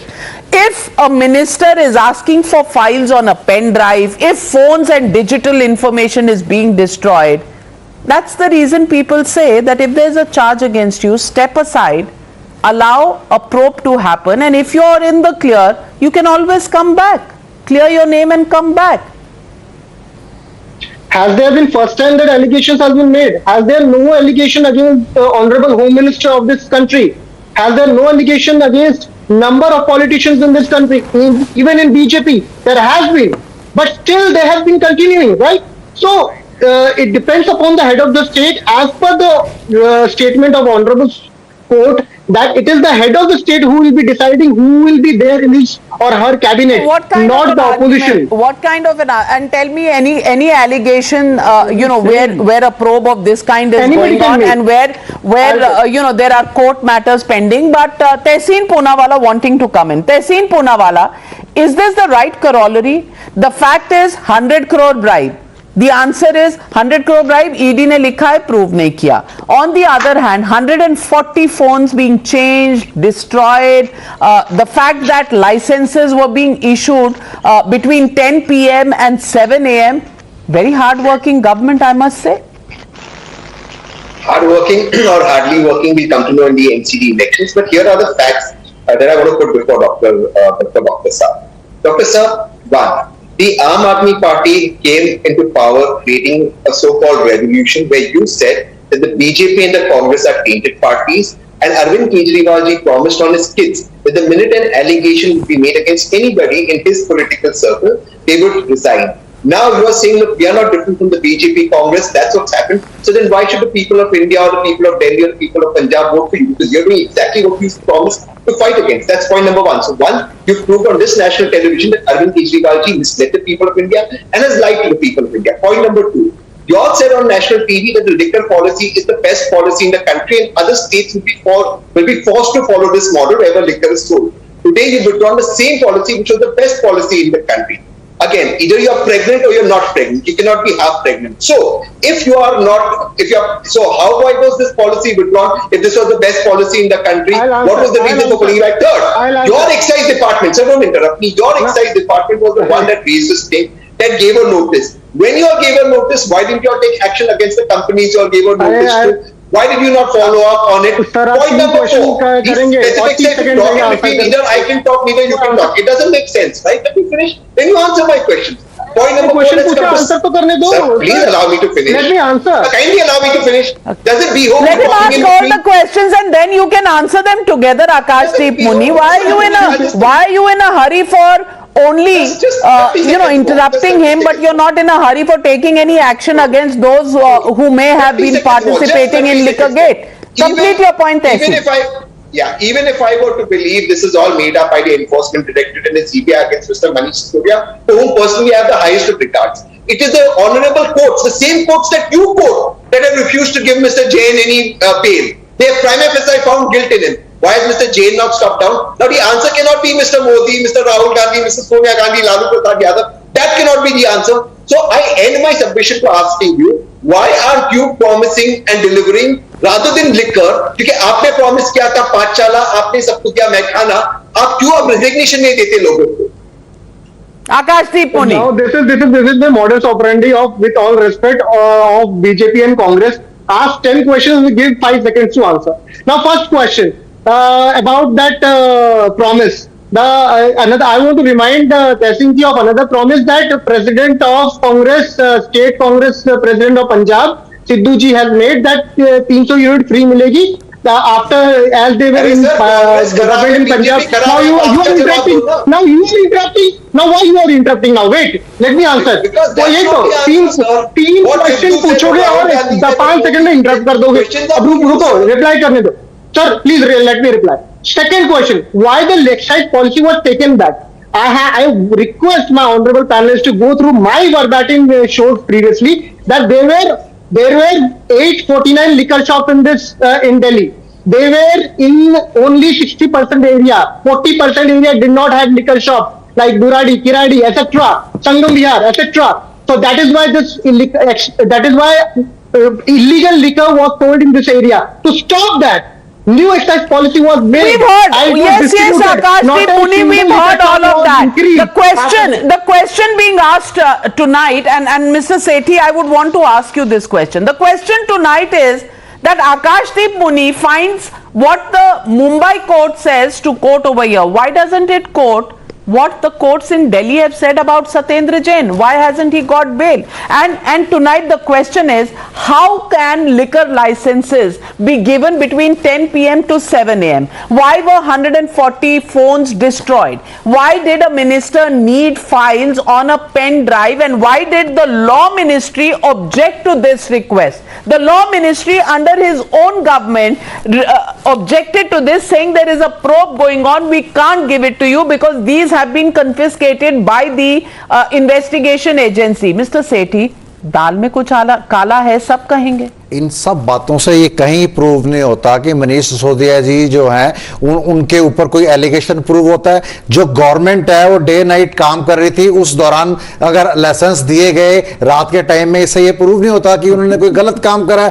CBI को और ED को कोई proof नहीं मिला। उन्होंने जितनी भी Reds करी हैं अभी तक सीबीआई की कोई स्टेटमेंट नहीं आई है और ना ही उनके ऊपर कोई अरेस्ट करा हुआ है। जो ये संवैधानिक संस्थाओं का मिसयूज करके इनको डिफेम करने की कोशिश करी जा रही है, ये सिर्फ गुजरात चुनाव को लेकर और हिमाचल चुनाव को लेकर और एमसीडी चुनाव को लेकर और 2024 को लेकर, क्योंकि ये इनके पास कोई मुद्दा नहीं है। इनके सामने खड़े होने वाले सिर्फ एक अरविंद केजरीवाल है। उनको डिफेम करने की एक साजिश है भारतीय जनता पार्टी की।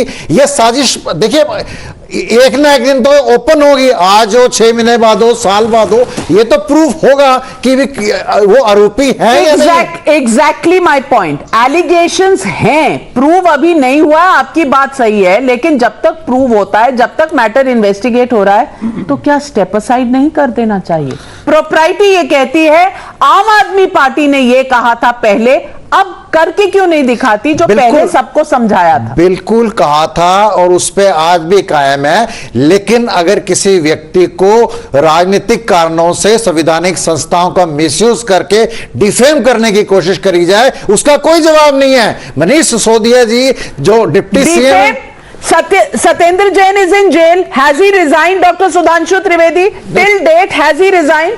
Should the department that he heads be run from the jail? What is Mr. Sethi saying? उनके पास भी कोई प्रूफ नहीं है, उनके लिए भी कोई प्रूफ नहीं है। जेल में है, जेल में है, लेकिन वो अभी उनकी बेल नहीं होने दे रहे कि ये जज को चेंज कराने की एप्लीकेशन दे रहे हैं। 1.5 महीना उसमें निकाल दिया कि भी जज प्रश्न बहुत पूछता है।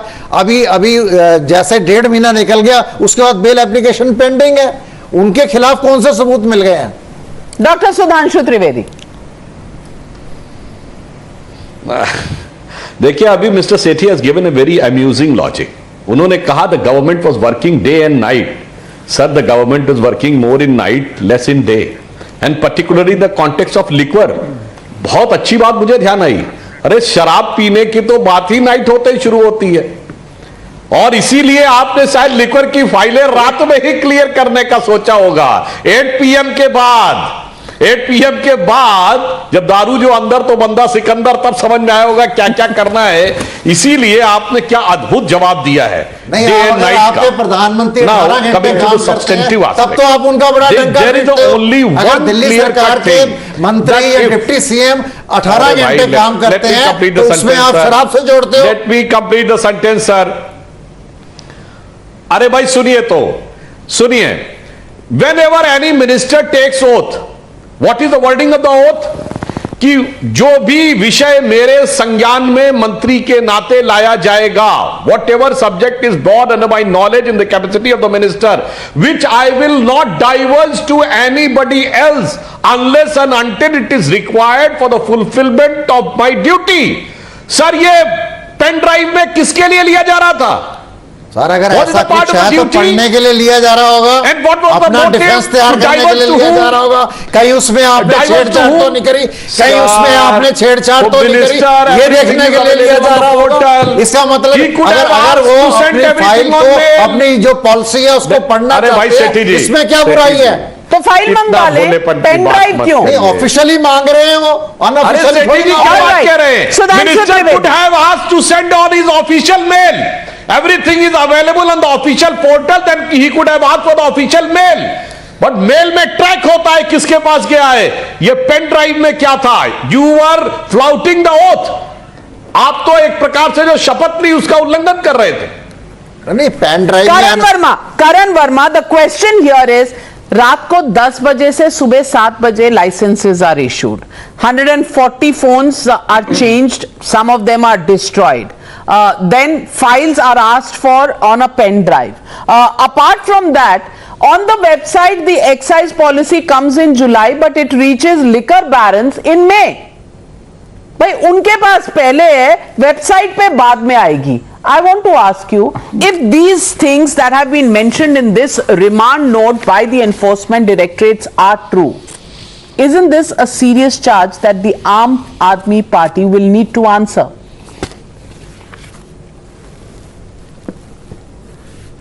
Well, Navika, it has been serious right through. It's just that the gates are now closing in on the Aam Aadmi Party.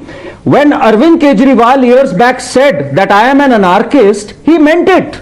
He and his colleagues absolutely meant it. Today, they've made an attempt at obstruction of justice. And the people of Delhi are appalled by what is happening.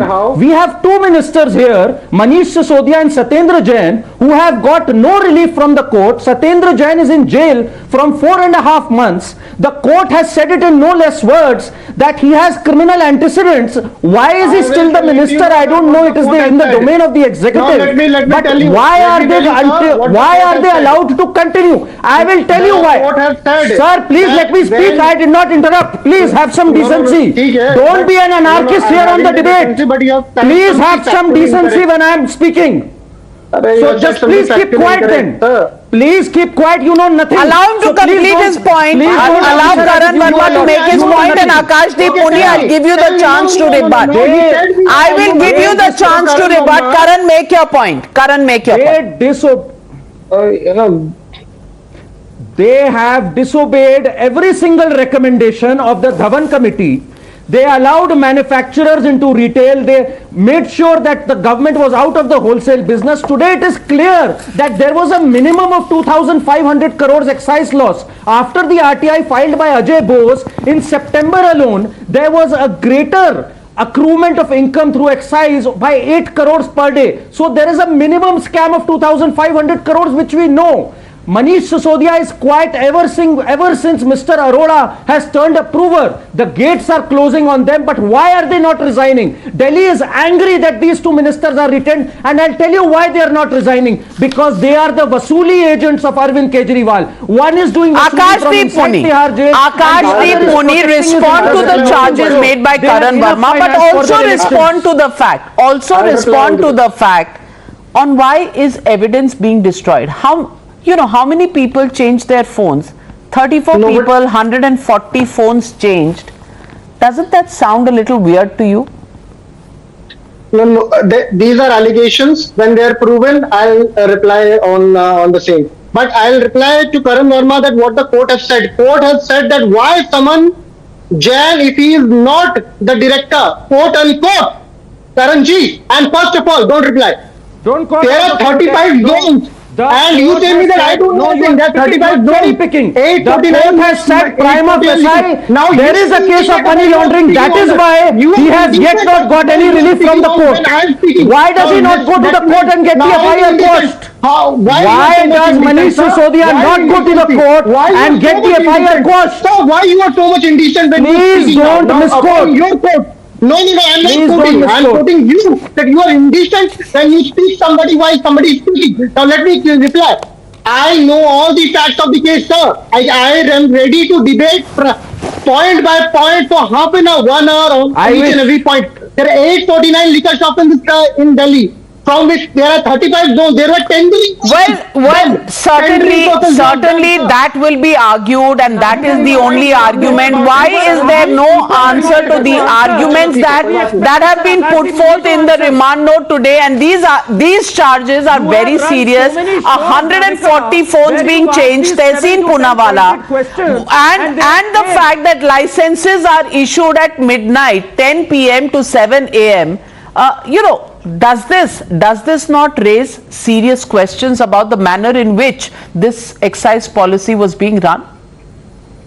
If I can be a little tongue-in-cheek humor, after 8 p.m. no CM. That was the Delhi model.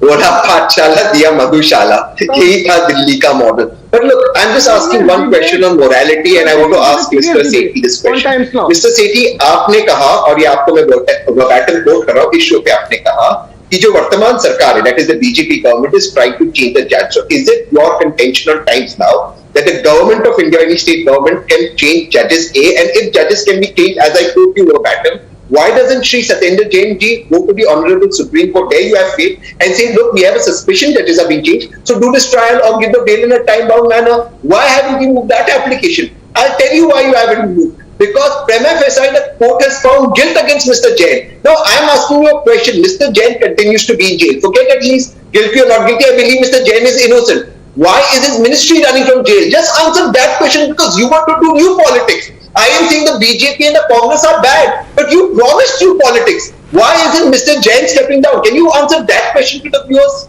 Respond, Mr. Sethi. नहीं, जो आप बात कह रहे हैं, आप एक बात, मैं उस बात को पहले भी जवाब दे चुका हूं, जो संवैधानिक संस्थाओं को मिसयूज करके उनको टारगेट किया गया है. अगर वो दोषी That's not an argument. The man is in jail, and there is a hearing going on in jail where allegations have been made by the Enforcement Directorate that the jails which come under Mr. Satyendra Jain are being misused. Misuse where massages are going on. These are the reports that have come. How can you have a minister operating a ministry from the jail, even if it is targeting? Please get relief from the court, and if you haven't got relief from the court, you'll have to wait in jail until you are in jail. You'll have to remove such a minister from his post. Isn't it that simple as that? ये हमारे देश का दुर्भाग्य है, जो हमारे देश के अंदर संवैधानिक संस्थाओं को डिक्टेट किया जा रहा है. आप इस बात को समझिए. राम रहीम की बेल हो जाती है, सत्येंद्र जैन की बेल नहीं होती. पैरोल और बेल के बीच में फर्क. पैरोल हो जाती है. पैरोल और बेल के बीच. जो पंजाब के अंदर सिख हैं, उनकी 30 साल से पैरोल नहीं मिली. राम रहीम 30 साल से पैरोल नहीं मिली. Are now being compared. Please respond. नहीं, जो 30 साल से. एक मिनट जवाब सुनिए. Why don't you go to the courts and get the FIR? Yes, Dr. Sudhanshu Trivedi. When Aam Aadmi Party has come, when Aam Aadmi Party is going to the extent of first comparing with Shiv Sena, then with the Congress, now coming to compare with the Ram Rahim, I am unable to understand where you are going. Is this the new type of politics or new law of the politics? की बात कर रहा हूं. अरे भाई, आप payroll और bell के ऊपर जाकर कंपैरिजन करने लगे, and those who are trying to put an allegation on the judicial system, I think it is a very serious thing, and this proves the allegation that you people believe in anarchy. That's why you do not have faith in the political system. You do not have faith in the austerity that if somebody is in jail, at least he should have resigned, and now trying to put on various constitutional things. अरे हमें सब पता है साहब. आप ये आपका तो पॉलिटिक्स में आने से पहले क्या कहते थे? सारी संसद चोर है. आज संसद में आके बैठ रहे हैं ना. आपने सरकार we know very well that what is the credibility of you and your people. Now I just want to say one thing. अगर सारा constitutional why people, let me complete sentence. एक मिनट, एक सेंटेंस सर. ये बताइए 34 लोगों ने 140 mobile बदले, मतलब कितना हुआ? More than 4 mobiles per person. Main question is, on an average, more than 4 mobiles per person. एक आदमी के पास एक मोबाइल होता है. बहुत ज्यादा इंपॉर्टेंट लोग होते हैं, 2 रख लेते हैं, 1 for official purpose, 1 for personal.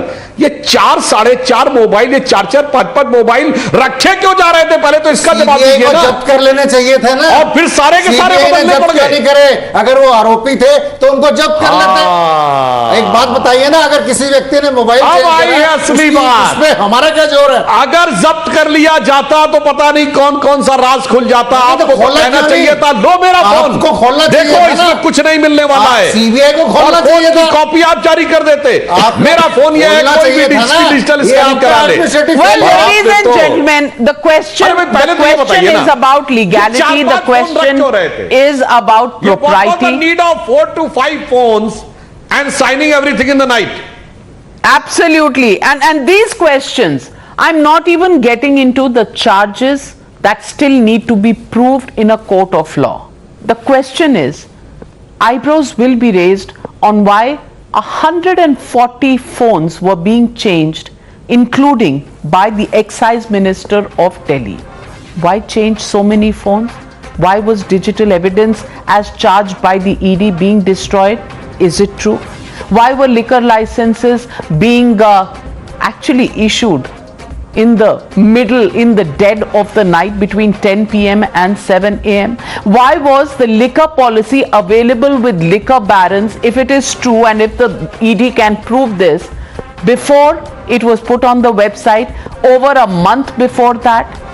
Questions that need answers. And why were official files were being sought on a pen drive? Very, very serious questions that are being raised. But can this be proved in a court of law? Until then, can we have a probe that doesn't get absolutely compromised because people in power are destroying evidence as alleged by the Enforcement Directorate? We'll have to wait and watch, because this is a huge tug of war, and of course, elections are in the air. Is everything only about elections? It's also a question the common person on the street is asking. Let's leave it at that. Thank you to my panelists for joining me on this debate. On the other side, ladies and gentlemen, the wounds of the 1984 anti-Sikh carnage haven't healed yet. The Congress party has further, in an act of rubbing salt on injuries of the riot victim families, named accused Jagdish Tytler a member of its election committee for the upcoming Delhi municipal polls. Jagdish Tytler is the man accused of leading mobs against Sikhs in the riots following Indira Gandhi's assassination in October 1984. The pogrom left over 3,000 Sikhs dead in Delhi. Now, this isn't the first time the Congress has honored Tytler with a plum post. The 84 riots accused was also last year made a permanent invitee to the Delhi Congress, even as an SIT investigation was underway into his role in the riots. The victims' families are distraught and have expressed shock at this mockery of their pain by the Congress party. Listen in. हमारा ये कहना है जी कि कांग्रेस नेता जो Jagdish Tytler हैं, 84 rights के जो है प्रमुख जो है दंगा भड़काया इन्होंने और हमारे घरों को आग लगाया। हम ये कहना चाहते हैं कि जगदीश टाइटलर जो है इनको जो है कांग्रेस जो है इसको बिल्कुल भी नहीं बनाना चाहिए। ਬੱਚਿਆਂ ਨੂੰ ਮਾਰਿਆ ਗਿਆ, ਘਰੋਂ ਬੇਕਾਰ ਕਰ ਦਿੱਤਾ ਗਿਆ। ਅਸੀਂ ਕਈ ਟਾਈਮ ਤੇ ਬਹੁਤ ਟਾਈਮ ਤੱਕ ਅਸੀਂ ਬਾਹਰ ਟੈਟਲਰ ਅਜੇ ਵੀ ਆ ਰਿਹਾ। ਨਹੀਂ ਸਰਕਾਰਾਂ ਨੂੰ ਚੁਣਨਾ ਚਾਹੀਦਾ ਉਹਨਾਂ ਨੂੰ। ਸੱਜਣ ਕੁਮਾਰ ਨੂੰ ਜਿੱਦਾਂ ਜੇਲ੍ਹ 'ਚ ਪਾਇਆ ਗਿਆ, ਟੈਟਲਰ ਨੂੰ ਵੀ ਪਾਉਣਾ ਚਾਹੀਦਾ। DDC ਦਾ ਜੋ ਮੈਂਬਰ ਹੈ, ਕਾਂਗਰਸ ਸਰਕਾਰਾਂ ਨੂੰ ਅਸੀਂ नहीं चुनना चाहते। बस साड़ी यही अपील की जाए सरकार ने। अचानक से बहुत सारी भीड़ आई और उन्होंने कहा सिखों को मारो, सिखों को मारो, सिखों को मारो। जब मैंने देखा तो पीछे कांग्रेस के नेता भी थे और भी सुनने में आ रहा था कि HKL भगत का भी हाथ था, सज्जन कुमार का भी हाथ था, जगदीश टाइटलर का भी हाथ था। जितने भी दिल्ली के अंदर कांग्रेस लीडर थे उन्होंने घर घर जाके निशानदेही दे करके उनको मारा गया, उनको घर में जलाया गया, बच्चों को जलाया गया। हमारे नाना जी लगते हैं, उनको आधा जलाया छोड़ के चले गए। उसको तो नंबर बनना नहीं चाहिए, उसके साथ तो सख्त कार्रवाई होनी चाहिए, उसे तो फांसी होनी चाहिए। You're watching the News Hour at 9. Debate number 2 on Times Now. Super Prime Time. And joining our panelist tonight is also Dr. Suman C. Raman. But my first question goes to Tehseen Poonawala. Tehseen Poonawala, really? Really Jagdish Tytler? You don't have any other leader? Or is brazening it out with Jagdish Tytler, playing with the pain of Sikhs, is this the only formula the Congress knows? I want to ask you, because it's not just an allegation. The Nanavati Commission report was filed during the UPA regime in 2005, and you know what it says? The involvement of Jagdish Tytler was disclosed by affected persons, the Citizens Commission, and the report says recommending that the government should look into the aspect of Jagdish Tytler, where there is credible evidence against Jagdish Tytler to the effect that very probably he had a hand in organizing attacks on the Sikhs. Not only this, the Nanavati Commission report had gone into over 2,500 affidavits, and for 3 times the CBI under the UPA government tried to file a closure report on the investigation against Jagdish Tytler in 2009, in 2011 and in 2013, and every time it was rejected by the courts. And yet you find the same man to try and find candidates to fight the MCD polls as a person who is the chosen one by the Congress party? Really, Tehseen Poonawalla? I take your statement verbatim that the CBI under Congress, and I take it with a lot of seriousness because I take you very seriously, tried to manipulate this. I take it very seriously. So the CBI was obviously a country to the Congress. The same CBI I didn't say it, the court said it then. Can I? Caged palace. Sure. And I respect that. Please allow me to make my point. We're having a very serious conversation. The same CBI under the most honorable Home Minister and Prime Minister of India, Amit Shah ji and Modi ji in 2021 tells the same court, CBI court, that there is no FIR against Jagdish Tytler, no evidence. I'm quoting Times of India. Now, I'm giving you an FIR number 315/92 dated June 18. This is an FIR against Ram Kumar Jain. You know who's Ram Kumar Jain for the Sikh riot? He was Atal Bihari Vajpayee ji's polling agent. 49 people from the RSS were involved in the anti-Sikh riots.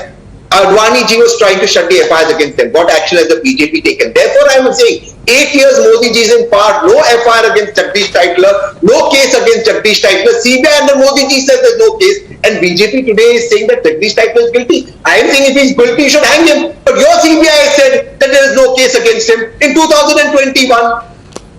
Now, if the CBI under you also corrupt. Dr. Sudhanshu Trivedi.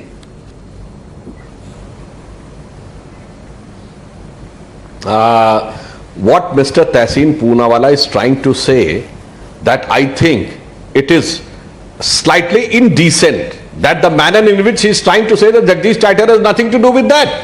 I remember it is the month of November, sir, in 2022. 38 years back, during our childhood, I remember, it was the same month of November. I think around 18th or 19th November. जब राजीव गांधी ने कहा था बड़ा पेड़ गिरता है तो धरती हिलती है, अरे धरती तो हिल गई थी जिसने 3000 लोगों की जान ली थी, पर जमीर आज तक नहीं हिला।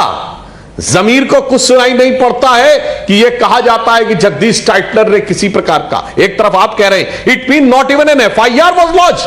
What you are trying to say, and you expect that after 30 years when government came to power, then those type of cases would have been initiated which you try to bury the thing. The fact of the matter is, जो आपने RSS की बात कही, I am quoting Khushwant Singh, who was not an RSS member and he was member of Rajya Sabha from Congress. He said during the riots, when Sikh families were requiring for medicine and food, they were calling up the RSS officers and the members of RSS and they were providing the basic amenities. ये खुशवंत सिंह ने लिखा है जनाब, किसी RSS के व्यक्ति ने नहीं लिखा है, इसलिए वो तो आप समझाइए नहीं। और मैं ये भी बता देना चाहता हूं 1987 चंडीगढ़ के पास मोगा में RSS की शाखा पर टेररिस्ट अटैक हुआ, 40 लोग मारे गए, एक भी व्यक्ति जिंदा नहीं बचा। RSS called for nation wide बंद, मुंबई में इंटरनेशनल फ्लाइट तक नहीं चल पाई, बट कोई मजाल है किसी के खरोचाई हो, किसी सिख के साथ कोई बदसलूकी हुई हो। This was the example that how you put forth the integrity and unity of the country। और आपकी तरफ यह था कि ढूंढ ढूंढ कर मारे जा रहे थे, अभी विक्टिम्स बता रहे थे क्योंकि धरती हिल रही थी। No, before you reply, Tehseen Poonawalla, let me also tell you, the investigation against Tytler is ongoing. The court has asked the CBI to make more submissions. The previous hearing was on the 28th of October. The next hearing is on the 23rd of December. So I don't know what you mean, but definitely no clean chit has been given by the CBI. Also, the status report has been opened in the court and perused by the undersigned, as per which inter alia it is stated that original execution report regarding the examination of Jagjit Singh along with original audio has yet not been received from Canadian authorities, and the reminders have been sent by CBI in July 22, in October 22, and they are awaiting this, and unless they have that documentation, there cannot be an FIR that can be filed. So Tehseen Poonawalla, to try and make out that the BJP has not filed an FIR against Jagdish Tytler is erroneous and deliberate and mischievous. 5 seconds, I demand 5 seconds. It's not erroneous because the Honorable Court asked the CBI that if this was the case, did you file any fresh FIR under 193, that is punishment for false evidence, 195A threatening for false evidence or Prevention of Money Laundering Act, and even to that, the CBI and the Modi ji said no fresh evidence, no fresh FIR was filed. So even against Jagdish Tytler, fresh FIR was not filed by the because BJP. the evidence is pending, my friend. The evidence is pending, and this has to come from the Canadian authorities. So if it's pending, how is he guilty? Dr. Sudhanshu Trivedi wants to respond to you. नहीं, देखिए mister Tehseen Poonawalla, you are a lawyer, you should know that the government only files FIR when there is evidence. वरना जानते हैं आपका क्या होगा? वैसे ही जैसे अकबरुद्दीन ओवैसी को क्लियरेंस मिल गया, खूब गालियां बक्की, सबने वीडियो देखा, and the court has cleared that there was nothing wrong was said, क्योंकि FIR ऐसी फाइल की गई थी. That we understand कि आपकी गवर्नमेंट जैसे मिलजुल के FIR फाइल करती थी, वैसे हमारी गवर्नमेंट नहीं फाइल करती है. For proper documentation and evidence. चाहे वो नीरव मोदी के केस में देखिए, अभी सफलता मिली है ना इंग्लैंड में. सारे केसेस इन भगोड़ों के खिलाफ भी किए थे, आतंकवादियों के खिलाफ भी किए हैं, इसीलिए कोई आसानी से निकल नहीं पाता है जब हम लोग केस करते हैं. I want to ask you, Mr. Sethi. Sethi Saab, you're also a Sikh, and today I ask you as a Sikh. आपके घाव भर चुके हैं? जगदीश टाइटलर का नाम देखते हैं तो आपके दिल पर क्या बीतती है? देखिए, वो घाव तो कभी भर नहीं सकते, क्योंकि मैं आपको बताऊं कि जो कांग्रेस पार्टी है उसने एक जेनोसाइड किया. ये रॉयट्स नहीं है, रॉयट्स दो ग्रुप के बीच में होती है, ये जेनोसाइड है, नरसंहार है, नस्लपोशी है, एक कम्युनिटी को खत्म करने की साजिश है एक सरकार के द्वारा.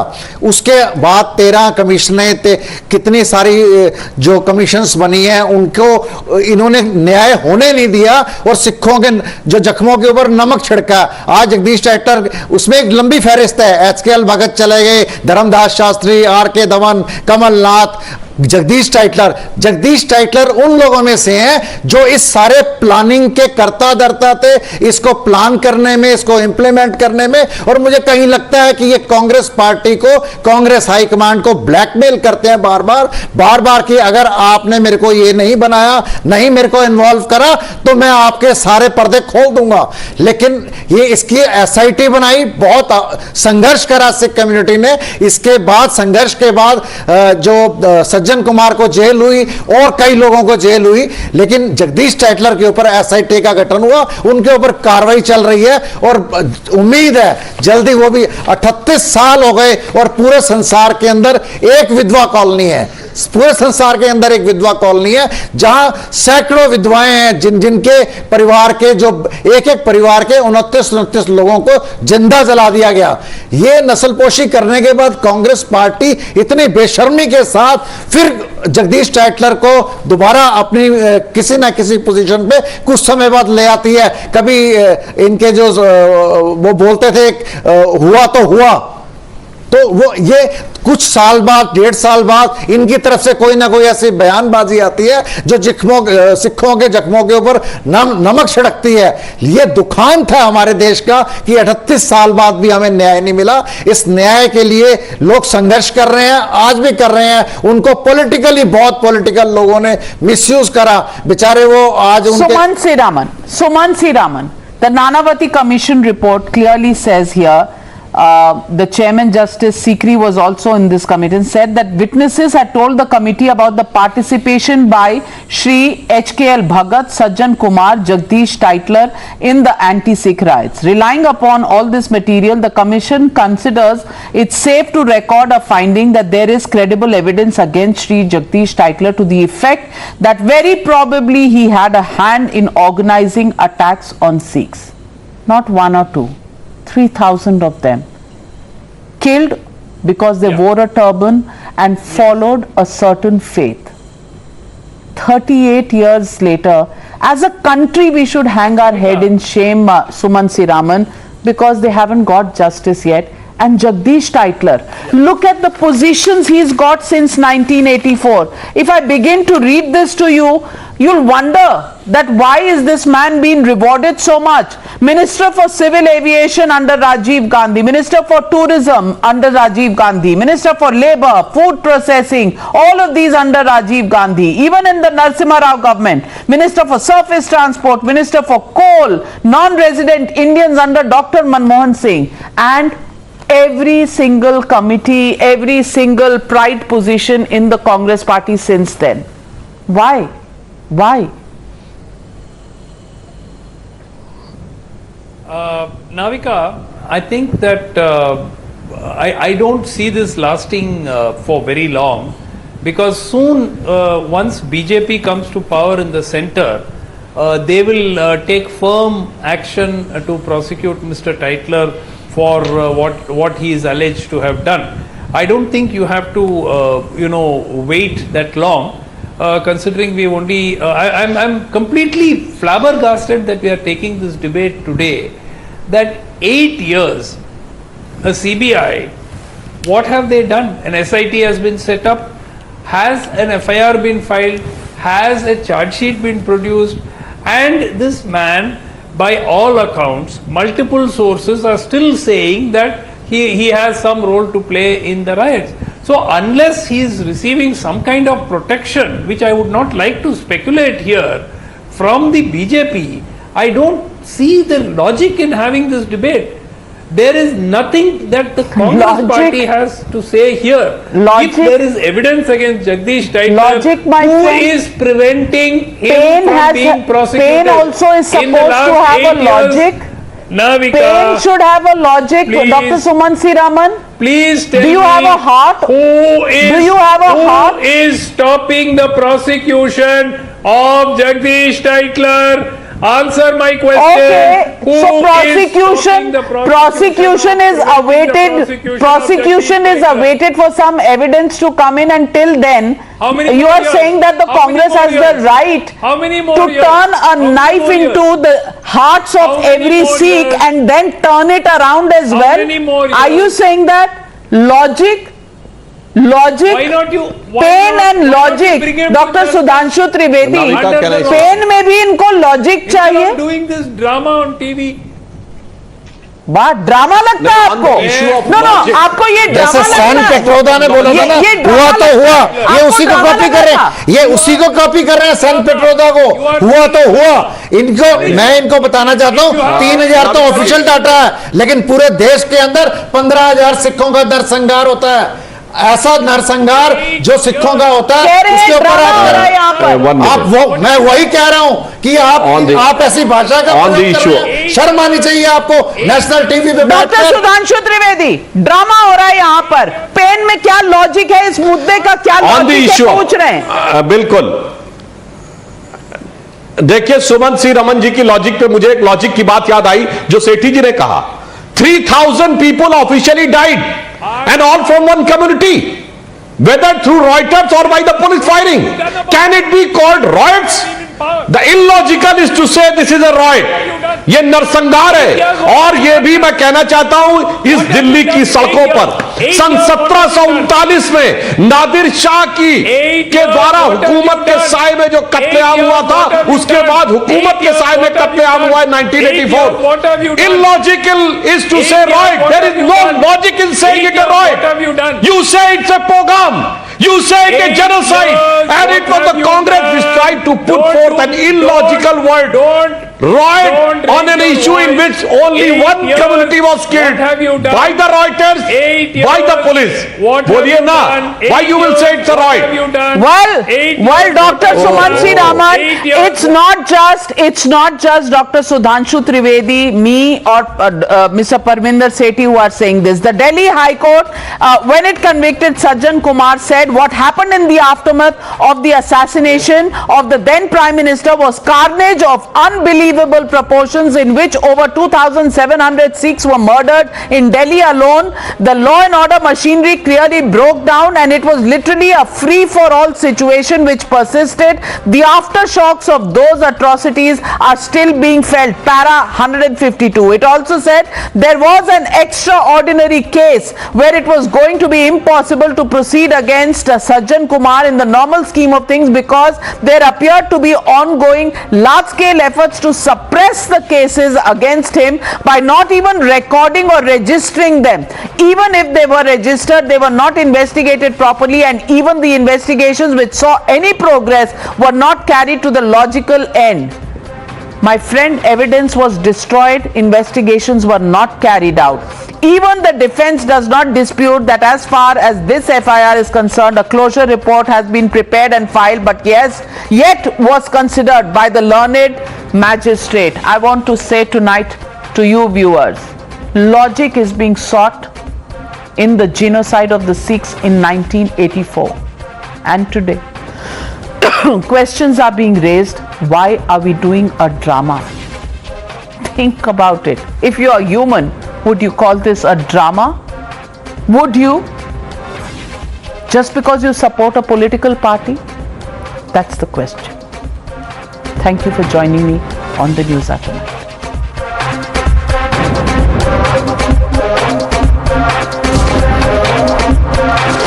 The News Hour at 9 will be right back after the break.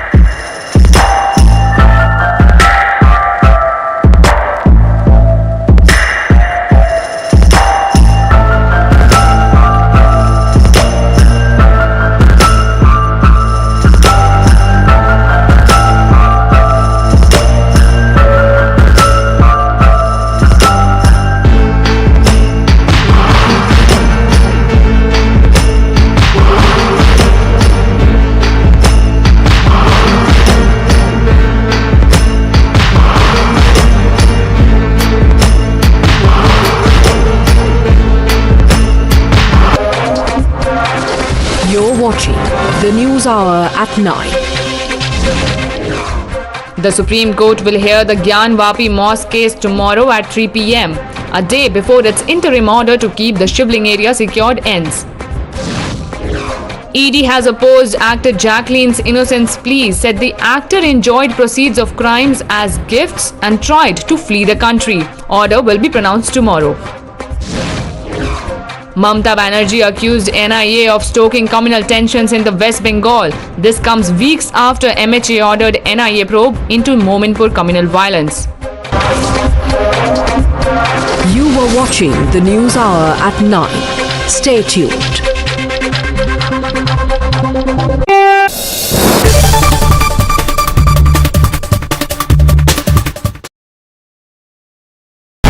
The most pressing issues, the most informed minds, free and fair exchange. Converse India with Rahul Shivshankar. आपको सब फिल्म स्टार ही चाहिए मथुरा में। नहीं हेमा कन्हैया जी ने भक्त चाहिए जी कल रात की सावन का देंगे।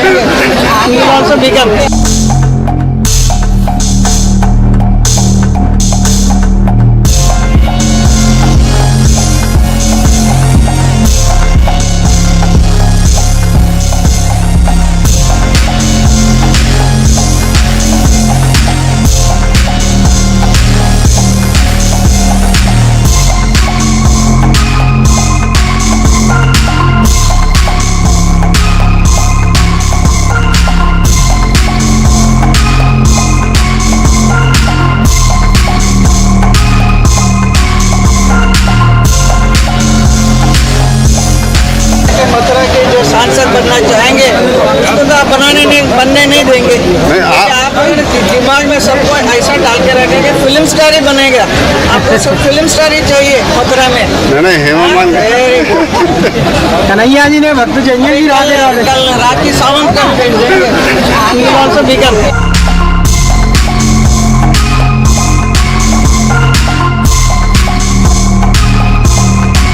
बहुत अच्छी बात है। आपका क्या विचार है इस बार? आप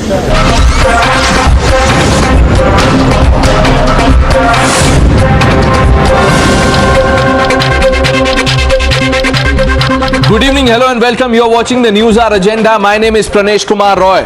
Remember viewers, when the film Kashmir Files came out, the ecosystem jumped the gun and dismissed and discredited the film, called it propaganda. The same script seems to be playing out once again now that the film's Kerala Stories teaser is out. The film makes a claim that 32,000 women, Hindus and Christians were converted to Islam, sent to ISIS, made into ISIS brides. This teaser has sparked a political war. The left has complained that Congress wants the film banned. Reactions coming in. These people belongs to this particular ecosystem, always says about the freedom of expression and the freedom of speech. Now they comes against the they come against the freedom of speech and freedom of expression. We know the situation of Kerala. All investigation agencies in India already revealed that the Kerala is the hub of Islamic terrorist activities. Kerala is the nursery of Islamic terrorism. Hypocrisy of CPM and Congress is, no, what they are always talking about the freedom of expression, but they are taking cases against, no, you can have difference of opinion in numbers, okay. No, whether it is 32,000 or a few, but it is a reality. This ISIS recruitment is happening in Kerala. Love jihad is happening, continuing in Kerala. Why they are not taking against cases on love jihad and recruitment? Times Now has also spoken to family members of those who've suffered due to ISIS conversion. Here is what they say. ഈ ഒരു കാര്യത്തില് ഞാനെന്ന് പറയണ വ്യക്തി എടുക്കുന്ന ഞാൻ പറഞ്ഞല്ലോ ഒരു റീബർത്ത് ആണ് എന്റത്. ഞാൻ പുതിയ പോളിസീസ് ആണ്, പുതിയ തീരുമാനമാണ്. ആ തീരുമാനത്തിൽ നിന്ന് ഒരടി ഞാൻ പുറകോട്ടില്ല.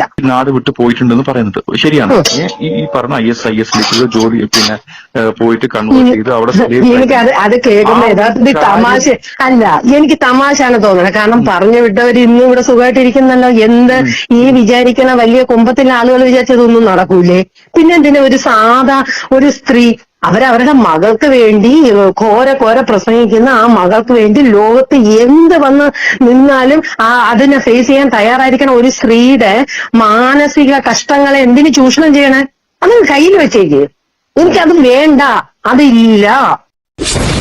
You're watching the News Hour at 10. Debate number 1 on Times Now.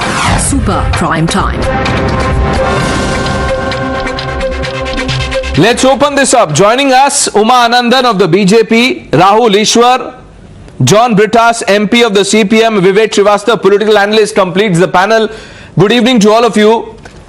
John Brittas, allow me to ask you this. I am aware of the complaint that you've made. What did you make of the film Kashmir Files? I have not seen the movie, so I have difficulty in commenting about the Kashmir File. So I thought the discussion was on the teaser of the Of Kerala course, have you? story, which It is, sir. It is very much story. on the teaser of the film, I've come to know. the Kerala story, Mr. Brittas. Have you seen the film? Because only the teaser is out. Even the teaser itself is very dangerous and it's very explosive. It says that 32,000 women from Christian, Hindu communities have been converted to radical Islam and taken to Syria and Afghanistan.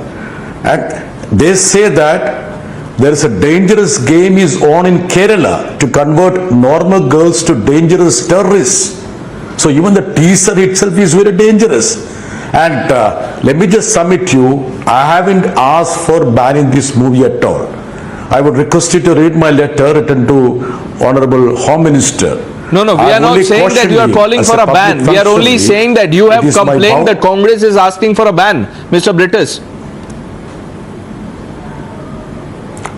I can't speak for the Congress. Let me just tell you, this is an atrocious rubbish, canards.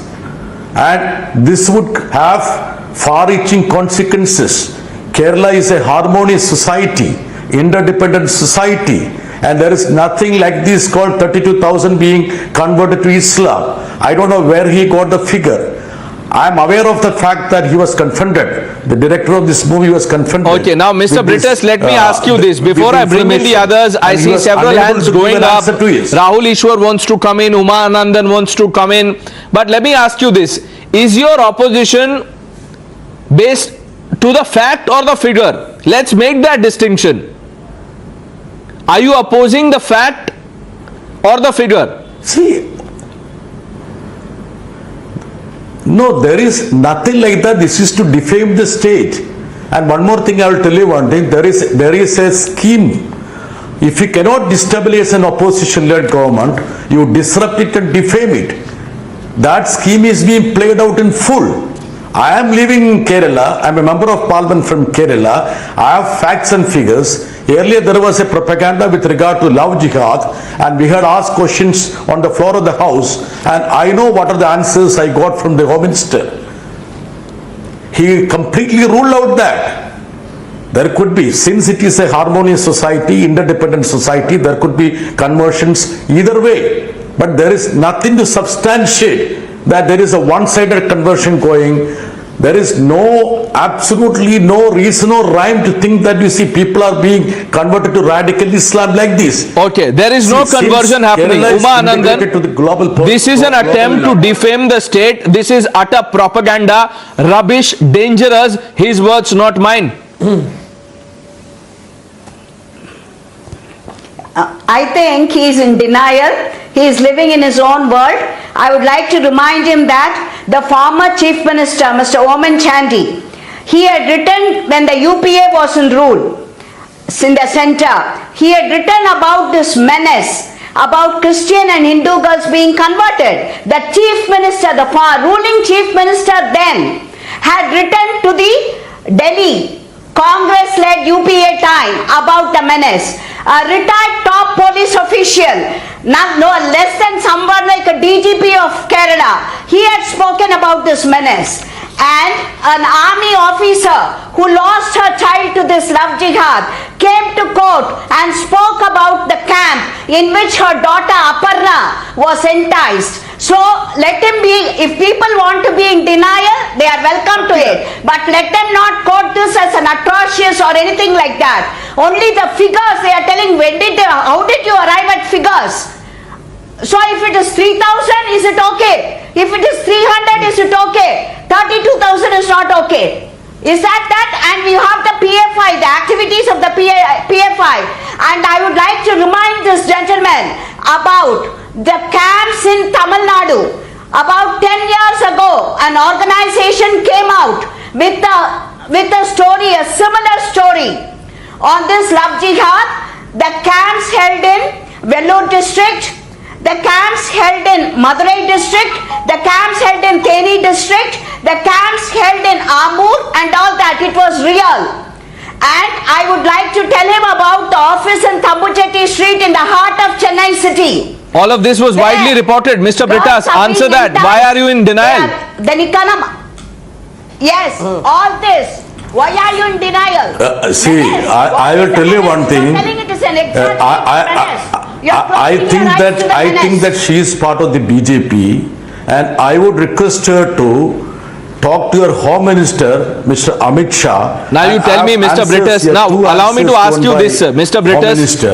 Britas, I have high regards for you, sir. Allow me to ask you this. Just one simple question. If you have not interrupted Uma, you should also allow me to speak. Otherwise, I will just go away. No, don't go away, sir. I mean, be part of your script of having a tamasha here. Please don't go away. Make your point, sir. I was only asking a question. No. If you have allowed her to have her say, please allow me to have my say. Which is why we have you, sir. Please make your point. Yes. Okay. Sure, Mr. Britas, make your point. No.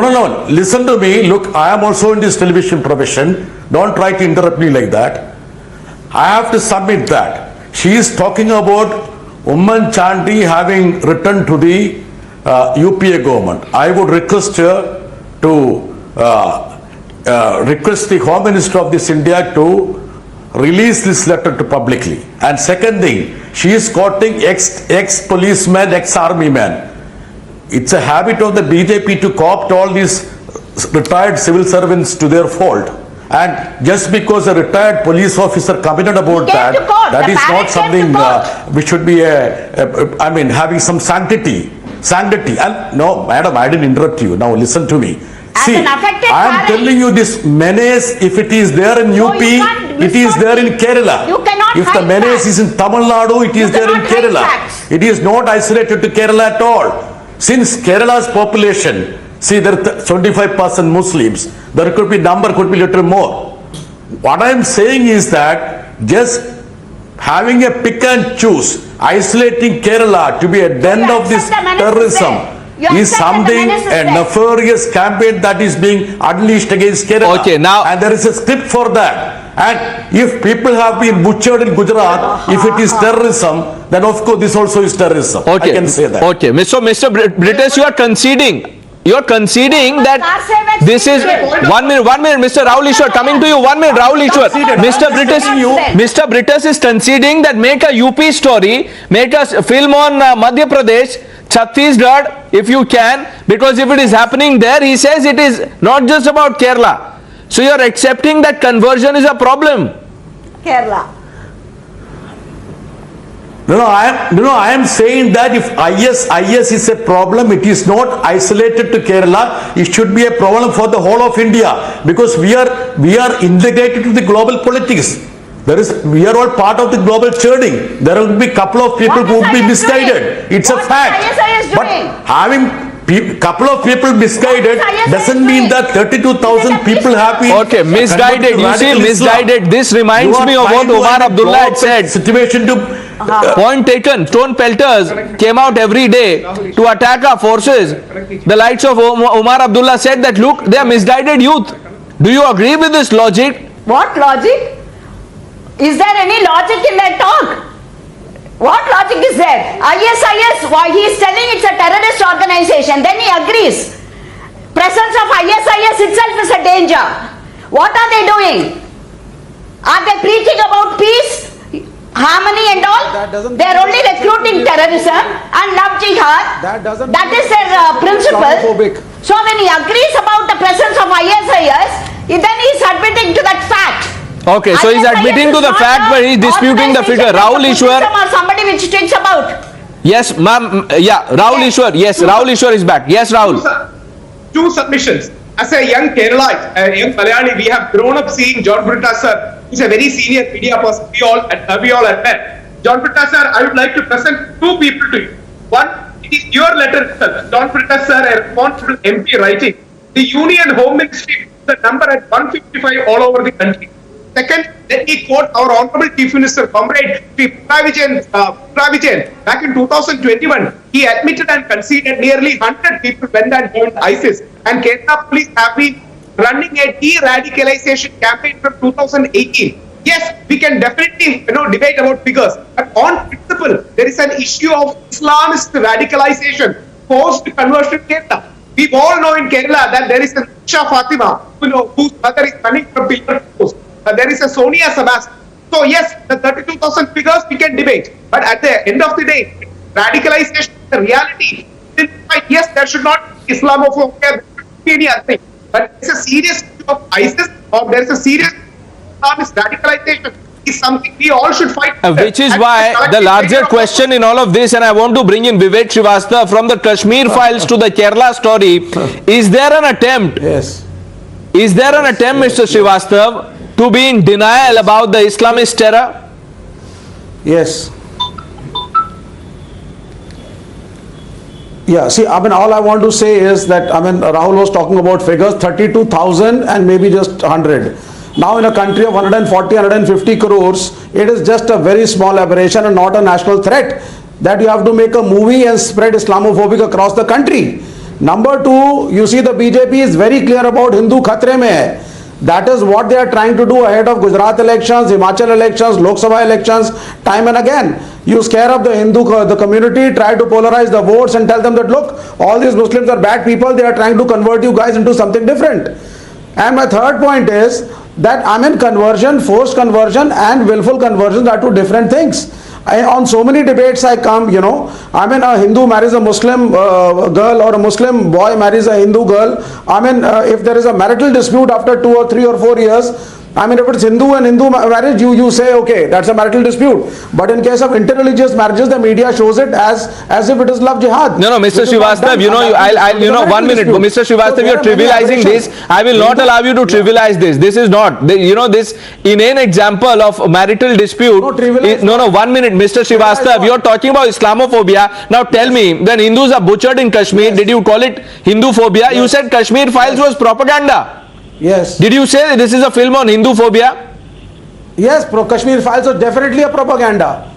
It was definitely a propaganda promoted by the Prime Minister and by a film producer and director who wanted to make quick bucks at the cost of human emotions of this nation. Yes, what happened with the Kashmiri Pandits was bad, but then the timing of this movie and how many Kashmiri Pandits have been rehabilitated after that, the lathi charge on the Kashmiri Pandits by the police and the Union Home Ministry. Now, Mr. Srivastava, I am actually at a loss of words. I don't know what to say. Because if this is your response, are you saying that Hindus were not butchered in Kashmir, Mr. Srivastava? Say the movie is Islamophobic. Are you saying Hindus were not butchered in Kashmir? Islamophobic. Are you saying Hindus were not butchered in Kashmir, Mr. Srivastava? Absolutely they were. No, if they were butchered, why were they butchered? They were killed for their faith. Yes, what Hindus were singled out because they were Hindus. They were killed for their religion. He's like that with his neck stuck up in the ground. No, absolutely. It was not Hindu versus Muslim. It was foreign trained terrorists who it was not Hindu versus Muslim. You see, Uma Anandan. Do not try to make Uma Anandan responding to you. Then I am bringing in Mr. British. My God. Yes. Kashmiri Muslims decided to join the. I don't want to respond. I don't want to respond to this one-sided view. Decided to. It is encouraging these people. It is absolutely hurting the sentiments of the misery of the Kashmiri Pandits and the parents of the children who have been taken by the ISIS. He is trivializing what as a parent I feel at loss of words. The sadness, an army officer who came to the court and lost her child to the ISIS. Is he trivializing the misery of the parents? He has scant respect. He seems to have scant respect for the miseries of the Hindus in general. Please ask him to speak as a parent, if he is a parent. To create a if he is a parent, let him answer. Of the Muslims in the heart of the Hindus and polarize votes and show the BJP as the champion of Hindus, and we will not allow it. Kerala is a peaceful place. Please talk about Gotra right now. And it should remain peaceful. Please talk about Gotra. Your dirty propagandas are not going to happen over there, and people won't accept. Please talk about the burning of the train, then talk about this.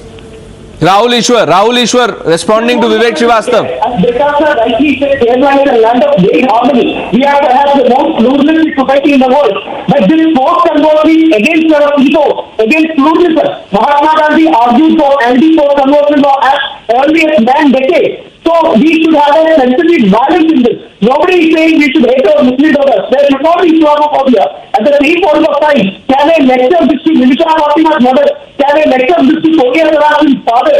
So there are saying parents. Yes, numbers can be debated, but the reality is there. Can we close our eyes? Even we are Kapitanam said. Can we close our eyes, Mr. Britis? What would you say? He wants us to remain like... Actually, let me just tell you one thing. Ma'am, just let him answer. Let him answer. I am coming to you. If I am asked to speak, please allow me to speak. Otherwise, okay. And the madam from BJP was saying that she would not be responding to one-sided view. And I don't know what view she was expressing here. Let me just tell you, there is something called revivalism happening across the world. If there is Muslim extremism, there is also Hindu extremism. That is a fact. If there is a problem in Kerala, it is not isolated to Kerala. It is absolutely concerning the whole of the nation. That is what I was trying to say. If Hindus were butchered in Kashmir, also Muslims were butchered. And demolition of Babri Masjid or the Gujarat riots were not part of the freedom movement. Let us understand that. See, I am in Kerala, I represent Kerala. With authority which I have, I am just telling you that this figure which has been doled over 32,000, there is a design behind it. Okay. Now, Mr. Britis, if I tell you, sir, if I tell you that the director... A person like Rahul Ishwar would not be... And let me just tell you one thing. The whole of India, 150 is the number that was quoted by the Home Minister. Okay. Even the so US, let's put it this way. Okay, supposing the filmmaker has a change of heart. No, 1 minute, Mr. Britis. On the point that you are making, sir, please allow me to make a point. Yes. Just one quick point. On the point that you are making, sir, supposing, let's I am yet to hear from the filmmaker. If the filmmaker decides to scale down this figure from 32,000 to say 32, two-digit number 32, then will you welcome the film or will you still oppose the film? Mr. Pranesh, I mean, let me ask you one thing. The figure, whether it is 3,000 or 32,000, let me ask you, what is the theme of the story? The theme is to say that Kerala is the den of terrorism. Is that what I am going to approve? Absolutely no. And it is the other way. Kerala is a true story of harmony, peace. And if you are going to tweak that, distort that, and to spread canards, do you think I am going to accept that theme? Answer that. Uma Anandan, answer that question. This is an attempt to defame, tarnish the image of the state. What is the moral of the story? The moral of the story... What is the moral of the story? I am talking about the plight in Tamil Nadu also. The moral of the story is the Hindus should be remaining like doormats taken for the thing, just like the time when Mughals came, when the Britishers ruled us. Is that what they are implying? No, they don't want us to open our mouth, turn a blind eye to all the grave injustice meted out to us. That is what they are trying to say that. It is utter nonsense and we will not accept it anymore. No, now, Mr. Vivek Srivastava, I am coming to you. Rahul Ishwar, one quick question. Vivek Srivastava, 1 minute. 1 minute. Sir, tell me, when the Kashmir films came out, yes, does the film paint Kashmir in bad light? No. Yes. It is only telling a story that happened in Kashmir. Is it not? No, the motive of this, the motive of Kashmir files, I've already told you, was money making and forget the motive. No, 1 minute, Mr. Srivastava. Let's argue on principle. Tell me, sir, the film was titled Kashmir Files. Mr. Srivastava, the film was titled Kashmir Files. This was not maligning Kashmir. Yes. Not saying that Kashmir is bad. The film reflected what happened in Kashmir. It did malign Kashmir. It said that look, Kashmir is full of these Muslim people and they are not friendly with Hindus. Kashmir is only full of Muslim people. and look the atrocities that they are committing. Okay, so That is what you're the film was focusing trying to on say. one part. These are bad people. So There are no, bad people living but in you the are country and they're admitting, taking you are views. admitting about the atrocities, Mr. Srivastava. that You is make the up your propaganda mind. that- You that make was up being your done. mind, sir. You know, Mr. Britas is saying that look, there is no problem with the fact. No, I have problem I am with the very figure. clear. I am very clear. I am very clear. What happened in Kashmir was bad. What Okay, happened last with word on the Kashmiri show. politics was bad. Rahul But Ishwar, 30 the seconds, sum this up. BJP was making Only one commission. Just like Vikas said, yes, very harmony.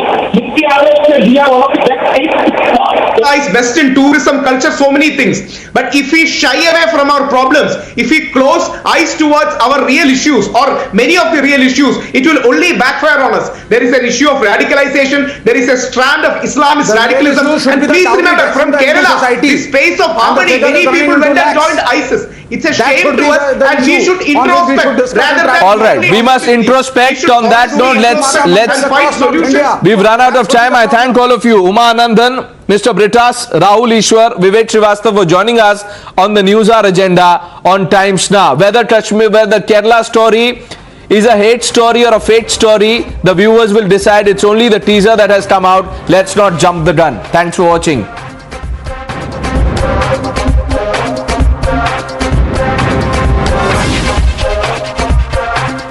Viewers, the BJP no longer sees itself as a bit player or an also-ran party in Tamil Nadu. It sees itself as a serious and credible challenger to the traditional Dravidian parties that have established dominance in Tamil Nadu. Powered by a dynamic new presence in the shape of a former IPS officer, K. Annamalai, the party has suddenly, viewers, begun punching above its weight.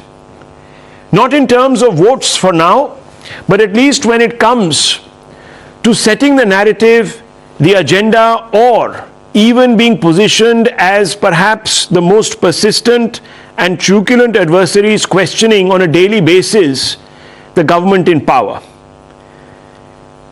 The government in power, viewers, is part of what has become almost an hegemony in Tamil Nadu over the last few decades. And we are talking about the great Dravidian wall that the BJP hopes to breach.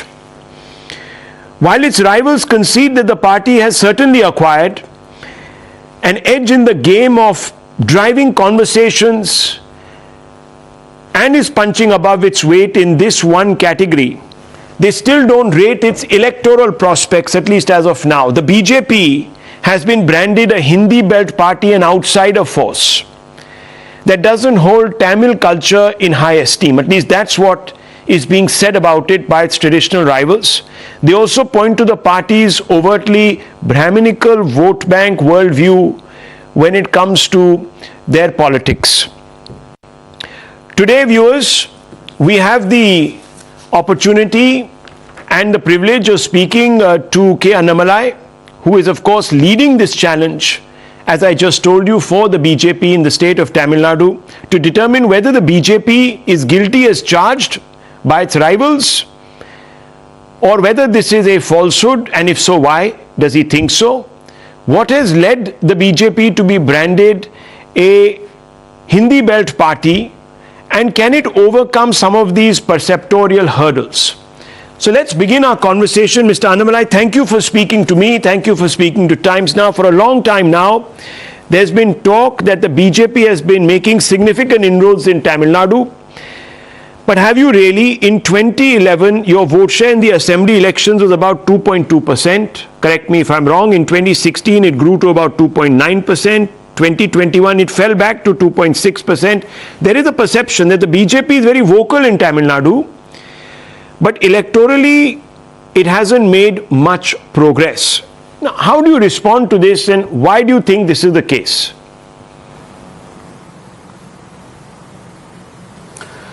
Rahul ji, thank you so much for having me with your show in Times Now. Rahul ji, I am not denying the numbers that you have put out, 2011, 16 and 19. At different points of time, different electoral scenes. When we had very big leaders in Tamil Nadu, 2011 and 2016, we had some big stalwarts. Kalaignar Karunanidhi, Madam Jayalalitha, very big leaders in the political fray. 2019, I would always call that as an abnormal election, because the whole of India chose to vote in one way and Tamil Nadu chose to vote in a different way, because there was this persistent anti-Modi campaign built by DMK and its channels that it owns. So 3-4 years continuously, anything and everything, they made it anti-Tamil. They drilled it down hard, and maybe I would say the voters were misled in 2019 also.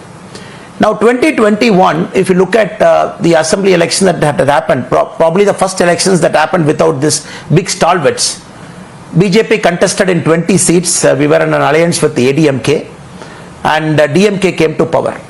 Possibly I would say that was the closest election where DMK came to power with about a 2% margin. DMK plus were at 33%, ADMK at 31%. So it is not that Tamil Nadu overwhelmingly voted for the DMK brand of politics. It is not they voted that MK Stalin should be the chief minister. They just crossed that finish line in a very tense election with multiple people cutting votes. There is this Seaman cutting votes.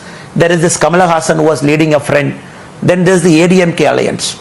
So in this electoral scene, 2024 is going to be much different, entirely different. For the first time, you are going to see the playing field completely open, and Narendra Modi ji's government completing 10 years, very popular. Probably all our schemes have reached a kind of a traction point. People, not only do we tell people that we have built a house, in that house people have lived for 4-5 years. So this is going to be very different. To attest to this fact, in the recently held urban local body elections, wherever BJP contested, we scored 9%. Across Tamil Nadu, we scored about 6%. So vote share is seeing a jump, no doubt about that. But having said Tamil Nadu, large number of political parties contest.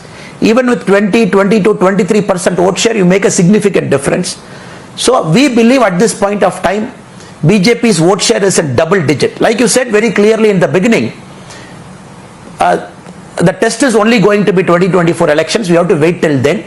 But we are very confident 2024 would be a watershed moment for BJP Tamil Nadu, where not only we will be in the higher vote share, but also we will have MPs to prove that Tamil Nadu people have swung the BJP way.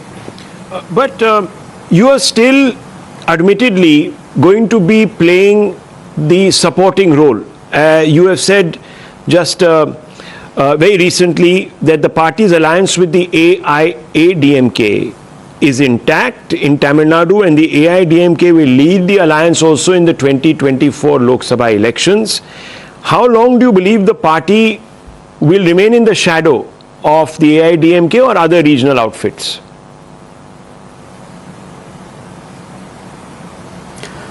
Sir, you know, as of now, when we speak in this interview, it is the Central Parliamentary Board and the party which makes the decisions about alliance. So, as we speak now, ADMK is an alliance partner of the NDA.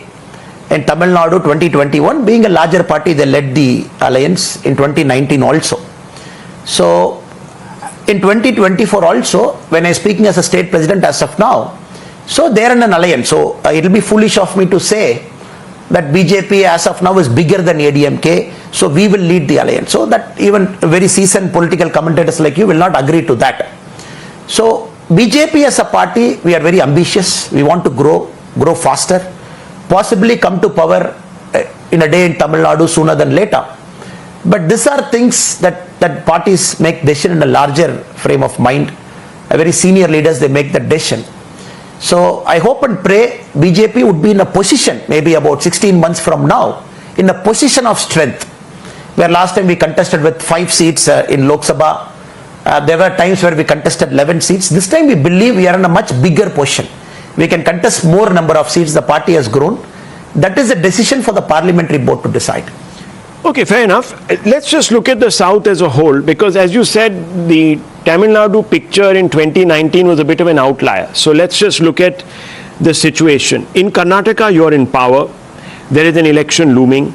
In Telangana, your party is the principal challenger to the TRS. In Kerala, the party's vote share is growing.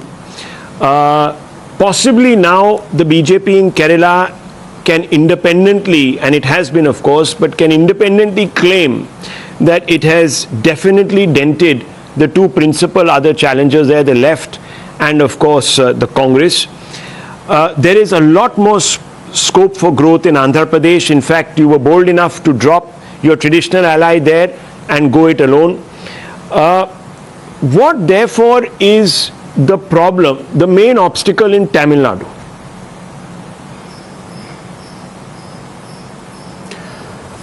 Sir, you rightly put it, the way the south is shaping up, but in Tamil Nadu the problem is we deal with parties that are very extreme, very vocal in terms of what they say.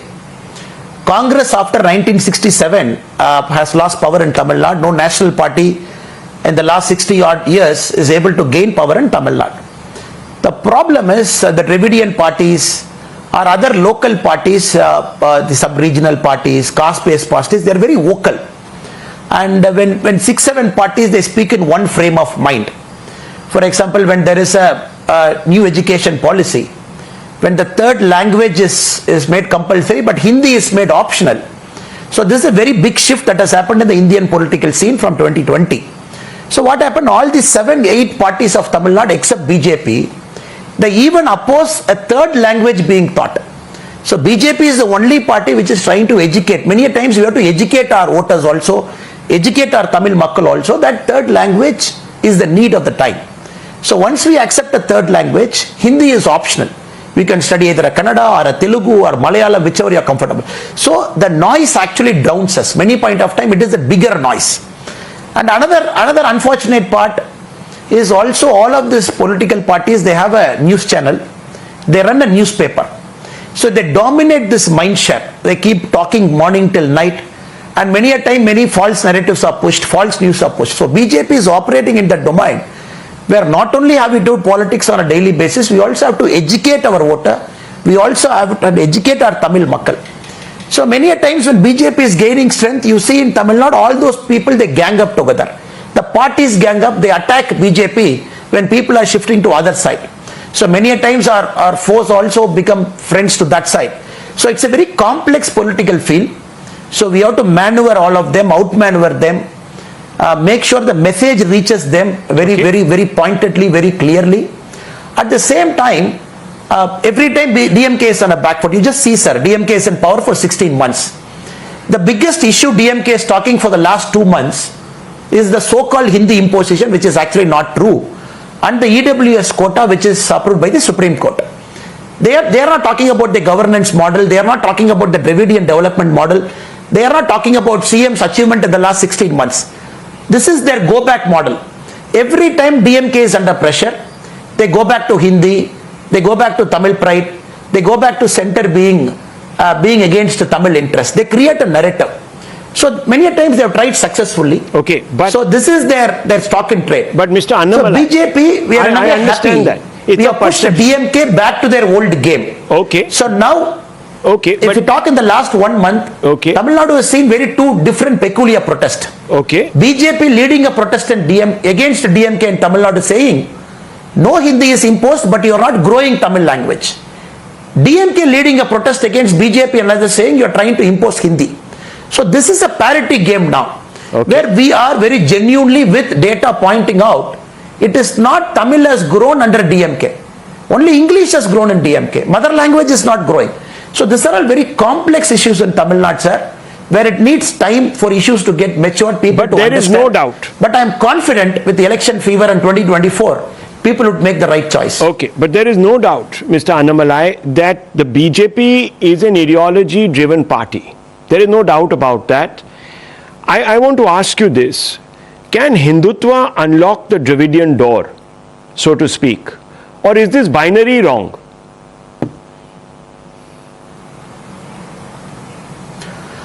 Right, sir. In Tamil Nadu, the word called Hindutva, the word called Sanatana Dharma, over the last 60-70 years, so confused. And very wrongly these words are interpreted. And very wrongly the political parties have written about it, spoken about it. Now when you go to the average Tamilian and talk about the word called Hindutva, is really confused. What is Hindutva? He believes Hindutva is an exclusionary project where a band of men will come, maybe some extreme hardcore right-wing people who actually BJP doesn't represent also.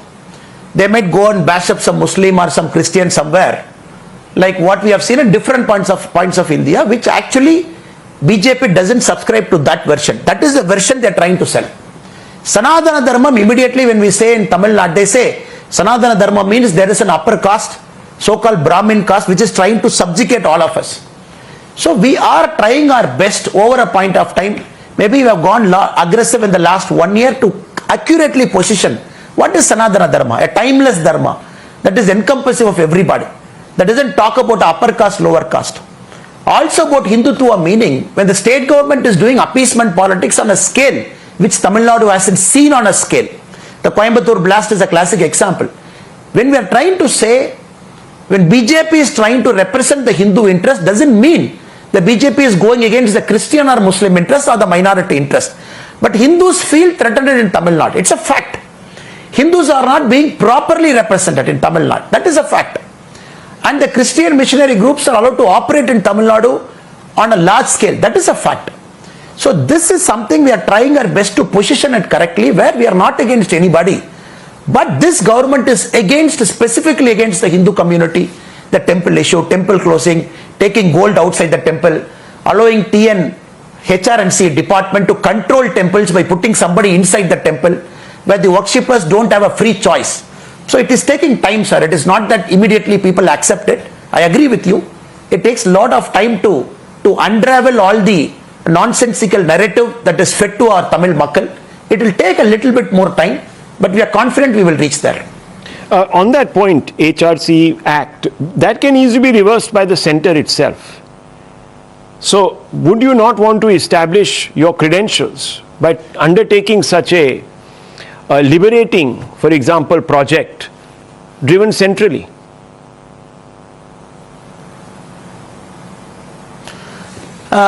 Sir, the first thing is, it has only become an issue now. After BJP, we have taken up the temple-centric issues, we have taken up the worshipper-centric issues. It is becoming a talking point now, where the government is actually forced to concede.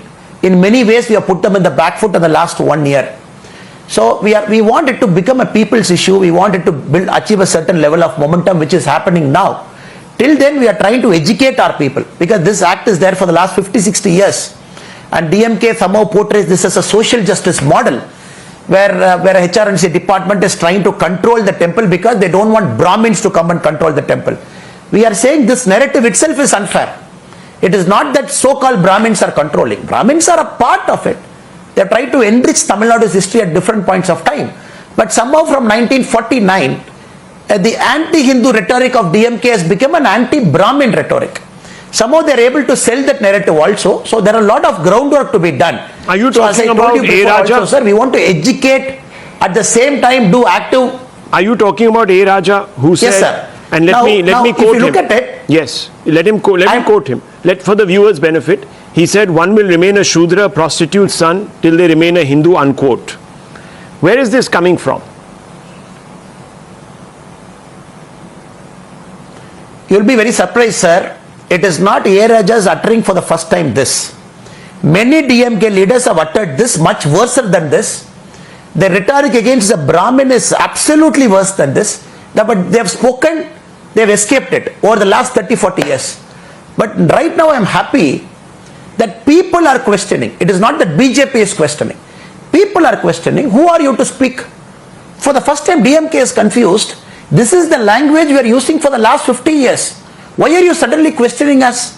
For that, I gave an explanation as a political leader. I said, look, till then you were controlling the medium of communication. You are writing your own paper, own channel.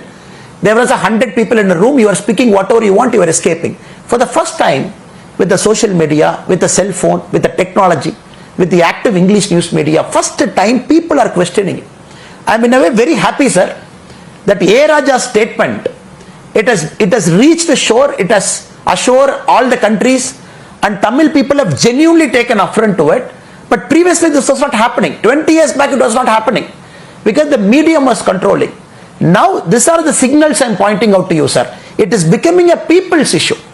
When previously when BJP says DMK will accuse us of doing a Hindu politics, Hindu-centric politics, and they will say we are doing Hindu appeasement politics.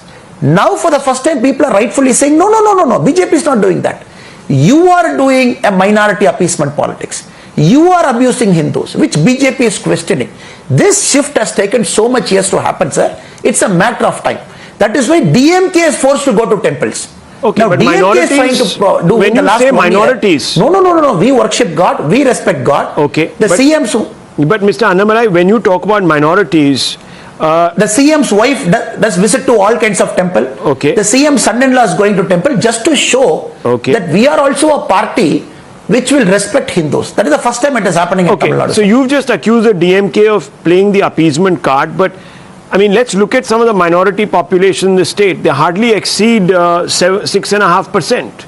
So, you know, I'm talking about Christians and Muslims taken together, somewhere there, if I'm not mistaken. So, what is the political incentive for the DMK to play the minority card?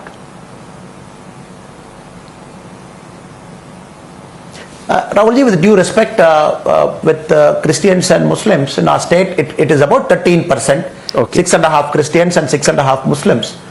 But the problem is, especially in the southern part of Tamil Nadu, sir, the conversion is becoming a big issue. If you look at Kanyakumari, a state where the Hindu population was a majority 2 decades back, now the Hindu population is a minority. So in Thoothukudi, Tirunelveli, so a lot of constituencies are on the edge. There is this project that is happening on a large scale for the last many years, which after the DMK has come to power, it is getting accelerated. And somehow DMK believes, sir, that attacking the Hindus doesn't vote as a block. Hindus vote is divided. But attacking the Hindus will give them that consolidation of 10-12% among the minority population, which the minorities themselves are questioning to DMK. You are neither serving us nor serving them. You are trying to be a cat on a wall. In the recent Coimbatore bomb blast, when the ISIS module attacked this, till now DMK doesn't use a word called terror attack. They call it as a cylinder blast. But I'm very happy the local Jamaat came out and said this is a terror attack. We don't appreciate it. The intelligence has failed. So DMK's strategy is somehow keep this minority population's vote intact, allow the Hindus to split, which the vote goes to multiple parties, so that there is no unity. For the first time in Tamil Nadu, we are seeing a Hindu consolidation also. People are questioning. People are asking, how long can you take us for granted? So that is putting DMK in the back foot, sir. So let me ask you this. You have said that the BJP has picked up on largely a public sentiment that has recognized that Hindus also have rights, etc. And you have said that there is a need amongst Hindus in Tamil Nadu to secure an amount of dignity for themselves. Will you be able to commit tonight and tell me that the AIDMK is also on board with you? Because when you talked about the HR&C Act, for example, it's not as if the AIDMK has militated against it when it was in power. It continued it. Do you have AIDMK on board?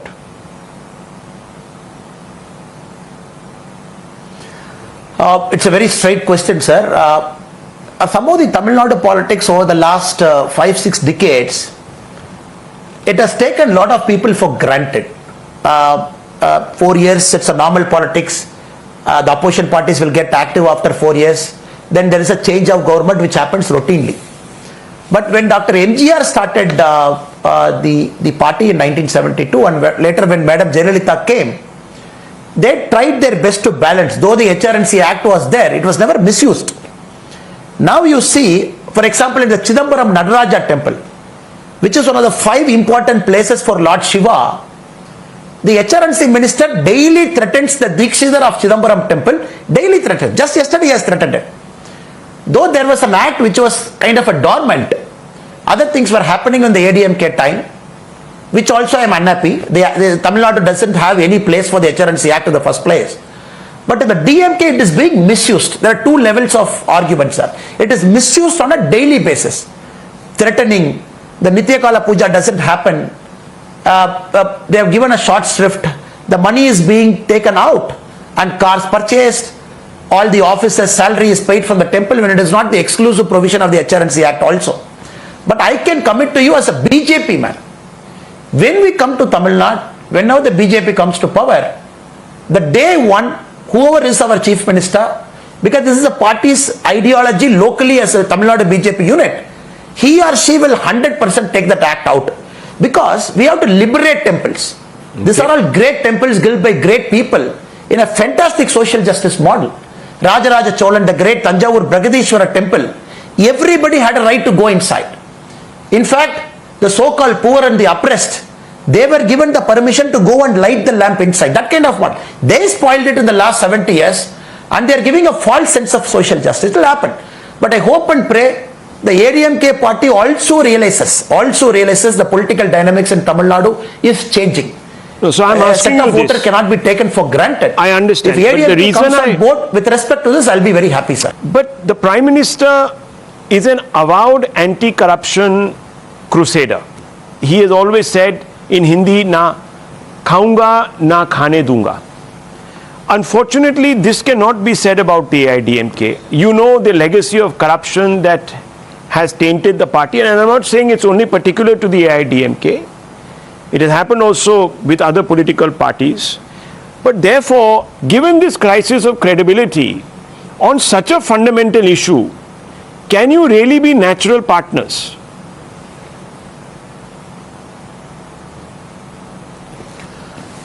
There is a question whether we can be natural partners or we can be partners.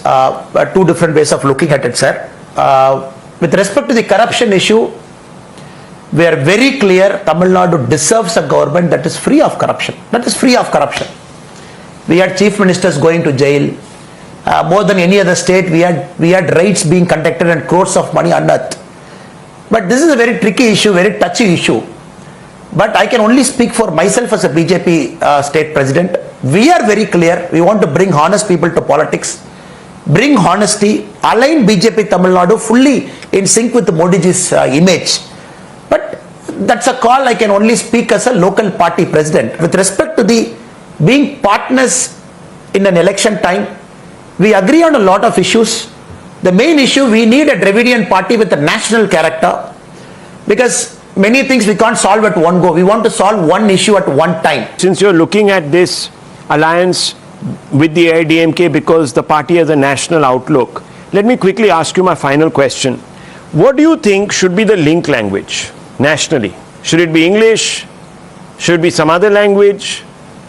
What do you personally believe? If you ask me personally, since I've lived in other states also for my work and other things, I believe the link language, because Modi ji in Anna University convocation, he said very clearly, the Prime Minister in stage about 2 months back, all Indian languages are national languages. We have technology, sir, we have artificial intelligence. It's not a big deal to do a real-time translation or to do any language to other language. And Tamil Nadu being Tamil Nadu with a lot of pride for our mother tongue, I think for the next many years, if we can try and maintain what we are doing now, and of course you know last year in the Hindi Prachar Sabha, the highest number of students who took the first level of exam, the Pratmik, came from Tamil Nadu. People are voluntarily learning. People want to learn because it further their prospects. They can go do business in the other parts of India where they can communicate. It is happening organically, naturally. Like they learn many languages, they are learning Hindi. But I believe every single language being national language, real-time translation, real-time communication, I think it solves many of the problems, sir. Of course, Hindi should be an important part of, English should be an important part of it, and Hindi should be an important part of it. So you're saying, correct me if I'm wrong, there should not be any one link language. We have national languages.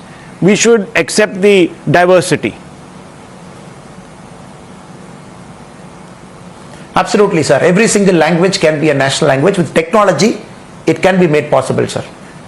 Thank you, Mr. Annamalai, for being absolutely forthright, taking all the questions on your chin. Thank you very much. Wish you all the best. Thank you very much. Thank you, sir. Thank you, sir. Pleasure to always come.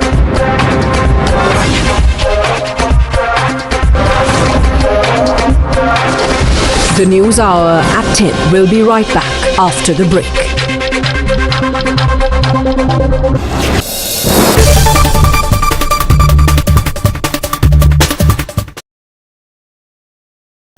The most pressing issues, the most informed minds, free and fair exchange. Converse India with Rahul Shivshankar. आपको सब film star ही चाहिए मथुरा में। नहीं हेमा कन्हैया जी ने भक्त चाहिए जी राधे राधे। कल राखी सावंत का देंगे। Also become.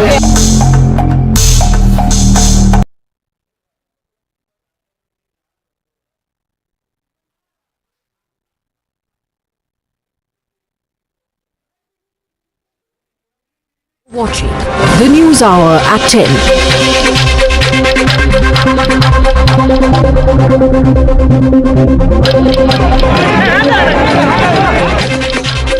At 3 p.m., a day before its interim order to keep the Shivling area secured ends. ED has opposed actor Jacqueline's innocence plea, said the actor enjoyed proceeds of crimes as gifts and tried to flee the country. Order will be pronounced tomorrow. Mamata Banerjee accused NIA of stoking communal tensions in the West Bengal. This comes weeks after MHA ordered NIA probe into Mominpur communal violence. NIA widens probe in Tamil Nadu terror blast probe. The team seized documents from accused Majid's house while conducting raids at 45 locations in the state. ED raided the premises of TRS MP Gayatri Ravi in connection with a case related to alleged illegal mining of granite. This after Telangana Minister Gangula Kamalkar's premises were raided in the same case. The News Hour at 10 will be right back after the break.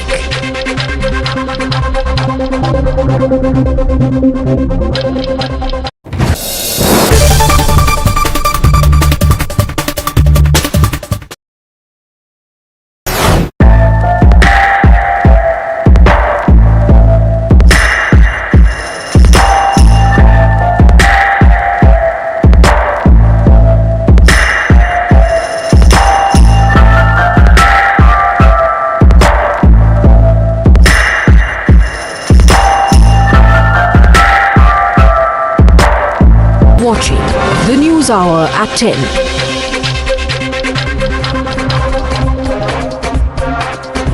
After the court's verdict in the Mangaluru Malali Masjid case, security has been tightened around the masjid. The commissioner will call for a peace meeting soon.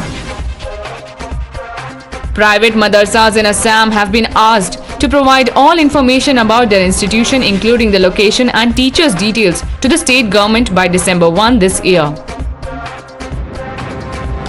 A local sessions court rejected the anticipatory bail plea of former Andaman and Nicobar Chief Secretary Jitendra Narayan, who faces gang rape charges. At least 10 people, including 9 Indians, were killed and several others injured when a fire swept through cramped lodgings of foreign workers in the Maldives capital, Malé. England won men's T20 semi-finals by 10 wickets against India. 166-run partnership of England team captain Joss Butler and Alex Hales take England into the finals.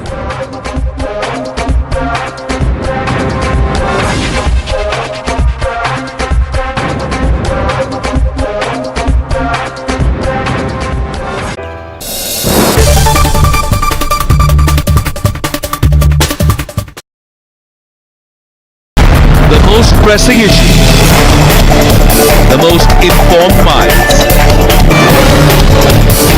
free and fair exchange. Converse India with Rahul Shivshankar. आपको सब film star ही चाहिए मथुरा में। नहीं हेमा कन्हैया जी ने भक्त चाहिए जी राधे राधे। कल राखी सावंत का देंगे। Also become.